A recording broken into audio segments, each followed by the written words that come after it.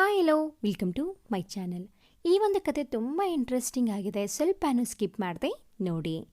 ಪ್ರೀತಿಗೆ ಕೊನೆಯೇ ಇಲ್ಲ. ಮೊದಲ ಪ್ರೀತಿಯನ್ನ ಕಳೆದುಕೊಂಡು ಕಲ್ಲಾಗಿರುವ ಆರ್ಮಿ ಆಫೀಸರ್ ಮನದಲ್ಲಿ ಮತ್ತೆ ಪ್ರೀತಿಯನ್ನ ಚಿಗುರಿಸುವಲ್ಲಿ ಸಫಲವಾಗ್ತಾಳ ತನ್ಯಾ. ತನಿಹಾಳ ಪ್ರೀತಿಯನ್ನ ಮರೆತು ತನ್ಯಾಳ ಪ್ರೀತಿಗೆ ಮನಸೋಲುವನ ಸುಮನ್? ಬನ್ನಿ ನೋಡೋಣ. ಗಟ್ಟಿಮೇಳ ಎಂಬ ಪುರೋಹಿತರ ಧ್ವನಿ ಕೇಳುತ್ತಾ ಇದ್ದಂತೆ ಸುಮನ್ ಹೆಸರಿನ ಮಾಂಗಲ್ಯ ತನ್ಯಾಳ ಕೊರಳನ್ನ ಅಲಂಕರಿಸಿತ್ತು. ಬಂಧು ಬಳಗದವರ ಸಮ್ಮುಖದಲ್ಲಿ ತನ್ಯಾ ಹಾಗೂ ಸುಮನ್ ಅಗ್ನಿಸಾಕ್ಷಿಯಾಗಿ ಏನೋ ಸತಿಪತಿಗಳಾಗಿದ್ದರು. ಆದರೆ ಮನಸ್ಸಾಕ್ಷಿಯಾಗಿ ಅದಕ್ಕೆ ಕಾಲವೇ ಉತ್ತರಿಸಬೇಕು. ವಧುವಿಗೆ ಸಿಂಧೂರ ಇಟ್ಟು ಮಾಂಗಲ್ಯಕ್ಕೆ ಪೂಜೆ ಮಾಡು ಎಂದು ಪುರೋಹಿತರು ಹೇಳುತ್ತಾ ಇದ್ದಂತೆ ಕೊರಳಿನಲ್ಲಿದ್ದ ಆರವನ್ನ ಕಿತ್ತೆಸೆದು ಹಸೆಮಣೆಯಿಂದ ಎದ್ದು ನಡೆದಿದ್ದ ಸುಮನ್. ಅವನ ವರಸೆಗೆ ತನ್ಯಾ ಕಣ್ಣಿಂದ ನೀರು ಜಾರಿತು. ಕ್ಷಮಿಸು ಮಗಳೇ, ಹೊರಟ ಅವನನ್ನ ಮೊದಲಿನ ಮೃದು ಮನುಷ್ಯನಾಗಿ ಮಾಡೋದು ನಿನ್ನ ಜವಾಬ್ದಾರಿ. ನಂಗೆ ಗೊತ್ತು ನೀನು ಅವನನ್ನ ಮೊದಲಿನ ಹಾಗೆ ಮಾಡ್ತೀಯ ಅಂತ ಎಂದ ಅಮೃತ ಅವರಿಗೆ ಎಲ್ಲಿ ತನ್ಯಾ ಬದುಕು ಹಾಳಾಗುವುದು ಎಂಬ ಭಯ ಕಾಡದೇ ಇರಲಿಲ್ಲ. ಅವರ ಮಾತಿಗೆ ಜಾರುತ್ತಿದ್ದ ಕಣ್ಣೀರಿಗೆ ಅಣೆಕಟ್ಟು ಕಟ್ಟಿ ತೋರಿಕೆಯ ನಗು ನಕ್ಕಳಷ್ಟೆ. ಅವಳ ಮನದಲ್ಲಿ ಮಡುಗಟ್ಟಿದ್ದ ನೋವನ್ನು ಹೊರಹಾಕಲು ತನ್ನವರು ಎಂದು ಯಾರೂ ಇಲ್ಲವಲ್ಲ. ಹುಟ್ಟಿನಿಂದ ಎಲ್ಲರ ಚುಚ್ಚುಮಾತು ನಿರ್ಲಕ್ಷ್ಯವನ್ನ ಸಹಿಸಿಕೊಂಡಿದ್ದವಳಿಗೆ ಇಂದೇಕೋ ಸುಮನ್ನ ನಿರ್ಲಕ್ಷ್ಯ ಬಹಳ ನೋವು ಕೊಟ್ಟಿತ್ತು. ಇನ್ನಾದರೂ ತನ್ನನ್ನ ಪ್ರೀತಿಸುವ ಜೀವ ಸ್ವಂತವಾಗುತ್ತದೆ ಎಂದು ಭಾವಿಸಿದ್ದ ಅವಳಿಗೆ ಸುಮನ್ ವರ್ತನೆ ತನ್ನ ಮುಂದಿನ ಬದುಕಿನ ಚಿತ್ರಣವನ್ನ ಕಣ್ಣೆದುರಿಗೆ ಇಟ್ಟು ಬಿಟ್ಟಿತ್ತು. ನೋಡಿಯಮ್ಮ, ಇನ್ನು ನಮಗೂ ಅವಳಿಗೂ ಯಾವುದೇ ಸಂಬಂಧ ಇರೋದಿಲ್ಲ.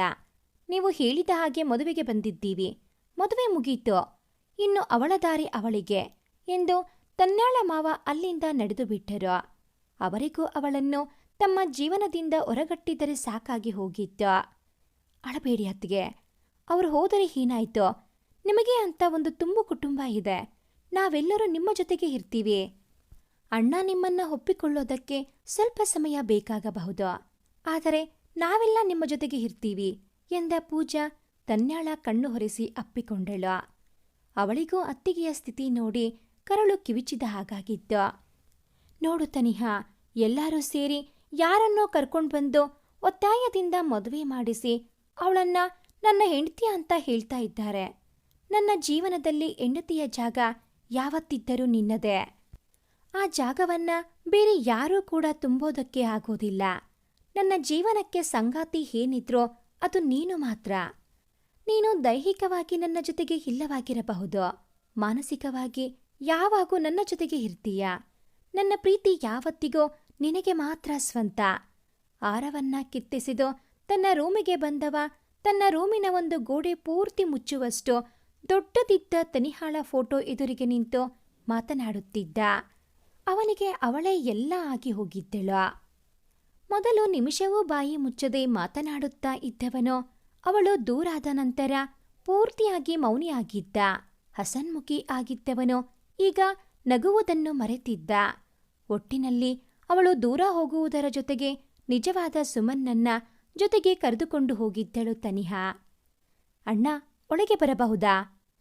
ಅತ್ತಿಗೆಯನ್ನು ಸಮಾಧಾನ ಮಾಡಿ ತನ್ನ ಅಣ್ಣನನ್ನು ಮಾತನಾಡಿಸಲು ಬಂದಿದ್ದಳು ಪೂಜಾ.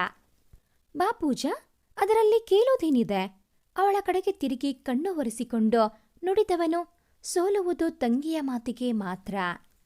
ಬಾ ಇಲ್ಲಿ. ಬೆಡ್ ಮೇಲೆ ಕುಳಿತು ಅವನನ್ನ ತನ್ನ ಬಳಿಗೆ ಕರೆದವಳಿಗೆ ಅರಿವಿತ್ತು ಅವನಿಗೆ ಈಗ ತನ್ನ ಮಡಿಲಿನ ಅವಶ್ಯಕತೆ ಇದೆ ಎಂದು. ಹೇಳು ಎಂದವ ನೆಲದ ಮೇಲೆ ಕುಳಿತು ಅವಳ ಮಡಿಲಿನಲ್ಲಿ ತಲೆ ಇಟ್ಟ. ತನಿಹಾ ನೆನಪಾದಳ. ಅವನ ತಲೆ ಸವರುತ್ತಲೇ ಕೇಳಿದಳು. ತುಂಬ ನೆನಪಾದಳು. ಅವಳನ್ನ ಮರೆಯೋದು ನನ್ನಿಂದ ಸಾಧ್ಯವಿಲ್ಲ ಪುಟ್ಟ ಎಂದವ ಜೋರಾಗಿ ಅತ್ತು ಬಿಟ್ಟ. ನೀನು ಹೀಗೆ ಅವಳ ನೆನಪಲ್ಲಿ ಕೊರಗುತ್ತಾ ಇದ್ದರೆ ಅತ್ತಿಗೆಯ ಪರಿಸ್ಥಿತಿ ಏನು ಅಣ್ಣ? ನಿಧಾನಕ್ಕೆ ಕೇಳಿದಳು. ನಂಗೆ ತನಿಹಾ ಜಾಗವನ್ನ ಬೇರೆಯವರಿಗೆ ಕೊಡೋಕೆ ಆಗಲ್ಲ. ಯಾರೂ ಕೂಡ ತುಂಬದ ಜಾಗ ಅವಳದ್ದು ಎಂದವನಿಗೆ ಅವಳನ್ನು ಮರೆತು ಬಿಡುವುದು ಸುಲಭದ ಮಾತಾಗಿರಲಿಲ್ಲ. ಅದಕ್ಕೋಸ್ಕರ ಹಾಗೆ ಆರವನ್ನ ಎಸೆದು ಬರುವ ಅವಶ್ಯಕತೆ ಇತ್ತ ಅಣ್ಣ? ಅದರಿಂದ ಅತ್ತಿಗೆಯ ಮನಸ್ಸಿಗೆ ಎಷ್ಟು ನೋವಾಗಿರಬಹುದು ಎಂಬ ಯೋಚನೆ ಇಲ್ವಾ ನಿಂಗೆ? ತಣ್ಣನೆಯ ಮಾತಿನಲ್ಲಿಯೇ ಅವನಿಗೆ ಬಿಸಿ ಮುಟ್ಟಿಸಿದ್ದಳು. ನಾನು ಏನು ಮಾಡಲಿ ಹೇಳೋ? ಪುರೋಹಿತರು ಸಿಂಧೂರ ಹಿಡಿ ಅಂತ ಹೇಳ್ದಾಗ ತನಿಹಾ ಸಾಯೋಕ್ಕೂ ಮೊದಲು ನನ್ನ ಹಣೆಗೆ ಸಿಂಧೂರ ಇಡಿ ಅಂತ ಬೇಡಿಕೊಂಡಿದ್ದು ಕಣ್ಣ ಮುಂದೆ ಬಂತು ಎಂದ. ಹೋ, ಅವಳು ಬೇಡಿಕೊಂಡಿದ್ದು ನಿನ್ನ ಕಣ್ಣೆದುರಿಗೆ ಬರುತ್ತೆ. ಆದರೆ ಇವತ್ತು ಮಂಟಪದಲ್ಲಿ ಕಣ್ಣು ತುಂಬಿಕೊಂಡು ನಿಂತಿದ್ದ ಅತ್ತಿಗೆ ಮುಖ ನಿನ್ನ ಕಣ್ಣ ಮುಂದೆ ಬರೋದಿಲ್ಲ ಅಲ್ವಾ? ನಿನಗೆ ನಿನ್ನ ತನಿಹಾ ಮಾತ್ರ ನೆನಪಾಗೋದು. ಅವಳದ್ದು ಮಾತ್ರ ಮನಸ್ಸು ಅಲ್ವಾ? ಅತ್ತಿಗೇನು ಒಂದು ಹೆಣ್ಣು, ಅವರಿಗೆ ಕೂಡ ಮನಸ್ಸಿದೆ ಅನ್ನೋದು ನಿಂಗೆ ನೆನಪಿಗೆ ಬರೋದಿಲ್ಲ ಅಲ್ವಾ? ಚಾಟಿಯಂತೆ ಬೀಸಿ ಬಂದಿತ್ತು ಅವಳ ಮಾತು. ಒಮ್ಮೆಗೆ ಬದಲಾದ ತಂಗಿಯ ಮಾತಿನ ವರಸೆಗೆ ಬೆಚ್ಚಿದವ ಕೇಳಿದ, ನಿನ್ನ ಮಾತಿನ ಅರ್ಥ ಏನು ಎಂದು. ಪ್ರೀತಿ ಮಾಡಿದವಳಿಗೋಸ್ಕರ ಮದುವೆ ಆದವಳ ಅಕ್ಕನ್ನ ಯಾಕೆ ಕಿತ್ಕೋತಾ ಇದೀಯ ನೀನು? ತೀಕ್ಷವಾಗಿತ್ತು ಅವಳ ಮಾತುಗಳು. ನಾನು ಯಾರ ಅಕ್ಕನ್ನೂ ಕೂಡ ಕಿತ್ಕೊಂಡಿಲ್ಲ, ಅವಳ ಮಡಿಲಿನಿಂದ ಎದ್ದು ಹೇಳಿದ. ಹಾಗಾದ್ರೆ ಯಾಕೆ ಅವರಿಗೆ ಸಿಂಧೂರ ಇಡಲಿಲ್ಲ ನೀನು? ಅವನ ಮುಂದೆ ನಿಂತು ಇಷ್ಟು ಜೋರಾಗಿ ಮಾತನಾಡುವ ಧೈರ್ಯ ಇದ್ದಿದ್ದು ಅವಳಿಗೆ ಮಾತ್ರ. ನನ್ನ ಹೆಸರಿನ ಸಿಂಧೂರ ಇಡುವ ಹಕ್ಕು ಇದ್ದಿದ್ದು ಇರೋದು ನನ್ನ ತನಿಹಾಗೆ ಮಾತ್ರ, ಬೇರೆಯವರಿಗೆ ಅಲ್ಲ ಎಂದವನ ಕೆನ್ನೆಗೆ ಬಿಸಿ ಒಂದು ಬಾರಿಸಿದ್ದಳು ಪೂಜಾ. ಏನ್ ಮಾತಾಡ್ತಾ ಇದ್ಯಾ ಅನ್ನೋ ಪರಿಜ್ಞಾನ ಇದ್ಯಾ ನಿಂಗೆ? ನಿನ್ನ ಹೆಸರಿನ ಹಕ್ಕು ಅವರಿಗಿಲ್ಲ ಅಂದ್ರೆ ಏನರ್ಥ? ಈ ಬಾರಿ ಜೋರಾಗಿ ಚೀರಿಯೇ ಕೇಳಿದ್ದಳು. ಅವಳು ಈ ಮನೆಗೆ ಸೊಸಿ ಮಾತ್ರ, ನನ್ನ ಹೆಂಡತಿ ಅಲ್ಲ ಅಂತ ಅರ್ಥ ಎಂದವನ ಕೆನ್ನೆಯನ್ನ ಮತ್ತೆ ಬಿಸಿ ಮಾಡಿ ಕೇಳಿದ್ದಳು. ನಿನ್ನ ಮಾತನ್ನ ಹೊರಗಿನ ಜನ ಕೇಳಿದ್ರೆ ಏನಂತಾರೆ ಗೊತ್ತಾ? ನೀನು ಹೊಡೆದರೂ ಅಷ್ಟೇ, ನನ್ನ ಸಾಯಿಸಿದರೂ ಅಷ್ಟೇ, ನನ್ನ ನಿರ್ಧಾರ ಬದಲಾಗೋದಿಲ್ಲ ಎಂದವ ತನಿಹಾ ಜಾಗಕ್ಕೆ ಮತ್ತೊಬ್ಬರನ್ನು ತರಲು ಒಪ್ಪಲಿಲ್ಲ. ಇದೇ ನಿನ್ನ ಕೊನೆ ನಿರ್ಧಾರನಾ? ತನ್ನೆದುರು ತಲೆ ಕೆಳಗೆ ಹಾಕಿ ನಿಂತವನನ್ನ ಕೇಳಿದ್ದಳು. ಹೌದು ಅವನ ಉತ್ತರ. ಸರಿ, ಹಾಗಾದರೆ ನೀನು ಕಟ್ಟಿರೋ ತಾಳಿನ ನೀನೇ ಬಿಚ್ಚು. ನೀನು ಅವರಿಗೆ ಹೆಂಡತಿ ಸ್ಥಾನ ಕೊಡಲಿಲ್ಲ ಅಂದ ಮೇಲೆ ಇದು ಇವರ ಕೊರಳಲ್ಲಿ ಇರೋದಕ್ಕೆ ಯಾವ ಅರ್ಥನೂ ಇಲ್ಲ. ನೀನು ಅವರ ತಾಳಿ ಕಿತ್ತ ಮರುಕ್ಷಣ ನಿನಗೆ ಅವರಿಗೆ ಯಾವುದೇ ಸಂಬಂಧ ಇರೋದಿಲ್ಲ. ಬಾಗಿಲಿನಲ್ಲಿ ನಿಂತು ಇಬ್ಬರ ಸಂಭಾಷಣೆ ಕೇಳುತ್ತಿದ್ದ ತನ್ಯಾಳನ್ನ ಎಳೆದು ಅವನ ಎದುರಿಗೆ ನಿಲ್ಲಿಸಿ ಹೇಳಿದ್ದಳು ಪೂಜಾ. ಏನ್ ಹೇಳ್ತಾ ಇದ್ದೀರಾ? ಪ್ಲೀಸ್ ಬೇಡ. ಅವರು ನನ್ನ ಹೆಂಡತಿ ಅಂತ ಒಪ್ಪದೇ ಇದ್ದರೂ ಪರವಾಗಿಲ್ಲ. ತಾಳಿ ತೆಗೆಯೋದು ಬೇಡ. ಅವರಿಬ್ಬರ ಮಾತು ಕೇಳಿ ಭಯಪಟ್ಟ ತನ್ಯಾ ಅಳುತ್ತಲೇ ನುಡಿದಿದ್ದಳು. ನೀವು ಸುಮ್ಮನೆ ಇರಿ ಅತ್ತಿಗೆ. ಅವನಿಗೆ ನೀವು ಹೆಂಡತಿ ಅಲ್ಲ ಅಂತ ಹೇಳಿದ ಮೇಲೆ ಇದು ನಿಮಗೆ ಬರೀ ದಾರ ಅಷ್ಟೇ ಎಂದವಳು ಸುಮನ್ ಕಡೆಗೆ ತಿರುಗಿ, ಏನ್ ಯೋಚನೆ ಮಾಡ್ತಾ ಇದ್ಯಾ ನೀನು? ಹೇಳಿದೆ ಅಲ್ವಾ ತಾಳಿ ಕಿತ್ತು ಹಾಕು ಎಂದಳು. ಆಗ್ಲಿಂದ ಏನೋ ಎಲ್ಲರ ಮುಖ ನೋಡ್ತಾ ಇದೀಯಾ? ಹೇಳ್ದೆ ಅಲ್ವಾ ತಾಳಿ ತೆಗಿ. ಮತ್ತೆ ಸುಮನ್ ತೋಳು ಹಿಡಿದು ಜಗ್ಗಿದಳು. ಏನ್ ಮಾತಾಡ್ತಾ ಇದೀಯಾ ಅನ್ನೋ ಪ್ರಜ್ಞೆ ಇದ್ಯಾ ಪೂಜಾ ನಿಂಗೆ? ಮಡದಿ ಕಡೆಗೆ ಕೆಂಗಣ್ಣು ಬೀರಿ ಕೇಳಿದ್ದ ಪವನ್. ನಂಗೆ ಗೊತ್ತು ರೀ ಏನ್ ಮಾತಾಡ್ತಾ ಇದ್ದೀನಿ ಅಂತ. ಆದರೆ ಇಲ್ಲಿ ನಿಂತಿದ್ದಾನೆ ಅಲ್ವಾ, ಅವನಿಗೆ ಗೊತ್ತಿಲ್ಲ ಏನ್ ಮಾತಾಡ್ತಾ ಇದ್ದಾನೆ ಅಂತ. ಕೋಪದಲ್ಲಿ ಚೀರಿ ಬಿಟ್ಟಳು. ಪೂಜಾ, ಕಂಟ್ರೋಲ್ ಯುವರ್ ಸೆಲ್ಫ್. ನೀನೀಗ ಒಬ್ಬಳೇ ಅಲ್ಲ, ಇಬ್ಬರು. ಮೊದಲೇ ನಿಂಗೆ ಬಿಪಿ ಇದೆ. ಹೀಗೆ ಕೋಪ ಮಾಡ್ಕೊಂಡ್ರೆ ಇಬ್ಬರಿಗೂ ಅಪಾಯ ಕಣೋ.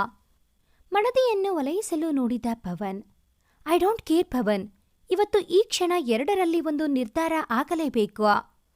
ಒಂದೋ ಇವನು ಅವರನ್ನ ಹೆಂಡತಿ ಅಂತ ಒಪ್ಕೊಂಡು ಅವರ ಅಕ್ಕನ್ನು ಅವರಿಗೆ ಕೊಡಬೇಕು, ಅಥವಾ ಅವನೇ ಕಟ್ಟಿದ ತಾಳಿನ ಅವನ ಕೈನಿಂದಲೇ ತೆಗಿಬೇಕು. ನಾನೇ ಹುಡುಕಿದ ಹುಡುಗಿಯ ಜೀವನ ಹಾಳಾಗ್ತಾ ಇದ್ರೆ ನೋಡ್ಕೊಂಡು ಸುಮ್ಮನೆ ಇರೋಕ್ಕೆ ಸಾಧ್ಯ ಇಲ್ಲ ನಂಗೆ. ಅಣ್ಣನ ಮೇಲಿನ ಕೋಪವೀಗ ಗಂಡನ ಮೇಲೆ ತಿರುಗಿತ್ತು. ಈಗ ಏನು, ನಾನೇ ಕಟ್ಟಿದ ತಾಳಿಯನ್ನ ನಾನೇ ತೆಗಿಬೇಕು ಅಲ್ವಾ? ತೆಗಿತೀನಿ ಬಿಡು ಎಂದವ ತನ್ಯಾ ಕೊರಳಿಗೆ ಕೈ ಹಾಕಿ ತಾಳಿಯನ್ನ ಕೈಯಲ್ಲಿ ಹಿಡಿದವನಿಗೆ, ಏನ್ ಗೊತ್ತಾ ಮಿಸ್ಟರ್ ಸೋಲ್ಜರ್, ಒಂದು ಹೆಣ್ಣಿಗೆ ನೀವು ಎಷ್ಟೇ ಕೋಟಿ ಒಡವೆ ತಂದುಕೊಟ್ಟರೂ ಕೂಡ ತಾಳಿಯ ಎದುರಿಗೆ ಅದು ದೊಡ್ಡದು ಅಂತ ಅನ್ನೋದಿಲ್ಲ. ಒಮ್ಮೆ ಒಬ್ಬರ ಹೆಸರಿನಲ್ಲಿ ಆ ತಾಳಿ ಕೊರಳಿಗೆ ಬಂತು ಅಂತ ಅಂದ್ರೆ ಅವಳ ಅಸ್ತಿತ್ವವೇ ಅದಾಗಿ ಹೋಗುತ್ತೆ. ಅದನ್ನ ಕಾಪಾಡಿಕೊಳ್ಳಲು ಅವಳು ಯಾವುದೇ ಮಟ್ಟಕ್ಕೆ ಬೇಕಾದರೂ ಇಳಿತಾಳೆ. ತಾಳಿ, ಕಾಲುಂಗರ, ಸಿಂಧೂರ, ಬಳೆಗಳು ಮತ್ತೆ ಹೂವು, ಇದು ಅವಳು ಒಬ್ಬನೇ ಗಂಡಸಿಗೆ ಸ್ವಂತ ಅಂತ ಹೇಳುತ್ತೆ. ಅವುಗಳು ಇರೋವರೆಗೂ ಯಾರೂ ಕೂಡ ಅವಳನ್ನ ಕೆಟ್ಟ ದೃಷ್ಟಿಯಿಂದ ನೋಡೋದಿಲ್ಲ ಎಂಬ ತನಿಹಾ ಮಾತು ನೆನಪಾಗಿ ತಕ್ಷಣ ಕೈನಲ್ಲಿದ್ದ ತಾಳಿಯನ್ನ ಕೈಬಿಟ್ಟು ದಡದಡನೆ ಮೆಟ್ಟಿಲು ಇಳಿದು ಹೋದವ ಕಾಲುಂಗರ ಹಾಗೂ ಕುಂಕುಮವನ್ನ ಹಿಡಿದು ಬಂದಿದ್ದ. ನೋಡಿ, ಇದಕ್ಕೇನೆ ನಾನು ಆಗಲಿಂದ ಅಷ್ಟೊಂದು ಕೂಗಿದ್ದು. ಅವನು ಏನು ಅನ್ನೋದು ನಂಗೆ ಗೊತ್ತು.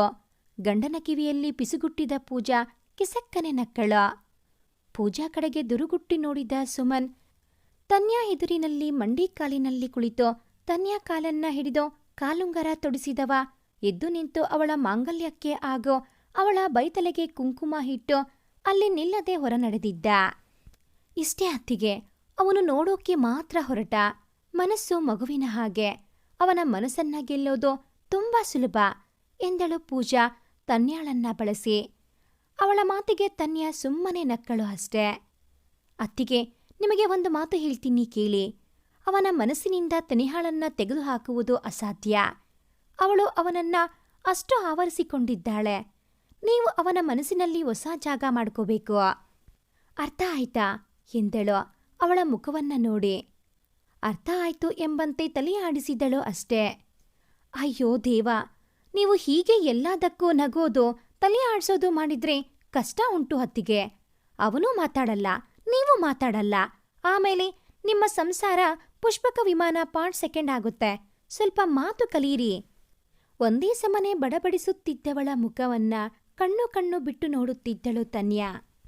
ಲೇ, ನಿನ್ ಬಾಯೇನು ಸುಮ್ಮನೆ ಇರೋದಿಲ್ಲ ಅಂತ ಅವಳನ್ನ ಕೂಡ ಹಾಗೆ ಅಂದುಕೊಂಡಿದ್ಯಾ ನೀನು? ಮಡದಿಯ ತಲೆಗೆ ಮೊಟಕಿ ಕೇಳಿದ ಪವನ್. ಹೋಗಿ ಪವನ್, ನನ್ನಷ್ಟು ಕಡಿಮೆ ಯಾರೂ ಕೂಡ ಮಾತಾಡೋದಿಲ್ಲ ಆಯ್ತಾ? ಯಾರೂ ಕೂಡ ನಂಬದೇ ಇರುವಂತಹ ಸುಳ್ಳು ಹೇಳಿ ಅಲ್ಲಿಂದ ನಡೆದಳು. ಯೋಚನೆ ಮಾಡ್ಬೇಡ ಕಣ, ಎಲ್ಲ ಸರಿ ಆಗತ್ತೆ. ಹಾಗೇನಾದ್ರೂ ಸರಿ ಆಗ್ಲಿಲ್ಲ ಅಂದ್ರೆ ಯೋಚನೆ ಮಾಡ್ಬೇಡ. ನೀನು ನನ್ನ ತಂಗಿ ಹಾಗೆ. ಯಾರೇ ಕೈ ಬಿಟ್ರು ಈ ನಿನ್ನ ಅಣ್ಣ ನಿನ್ನ ಬೆನ್ನ ಹಿಂದೆ ಯಾವಾಗೂ ಇರ್ತಾನೆ. ಯಾವತ್ತೂ ನಾನು ನನ್ನ ತಂಗಿನ ಬಿಟ್ಟು ಕೊಡೋದಿಲ್ಲ. ನೆಲಕ್ಕೆ ಬೀಳೋದಕ್ಕೆ ಕೂಡ ಬಿಡೋದಿಲ್ಲ ಆಯ್ತಾ?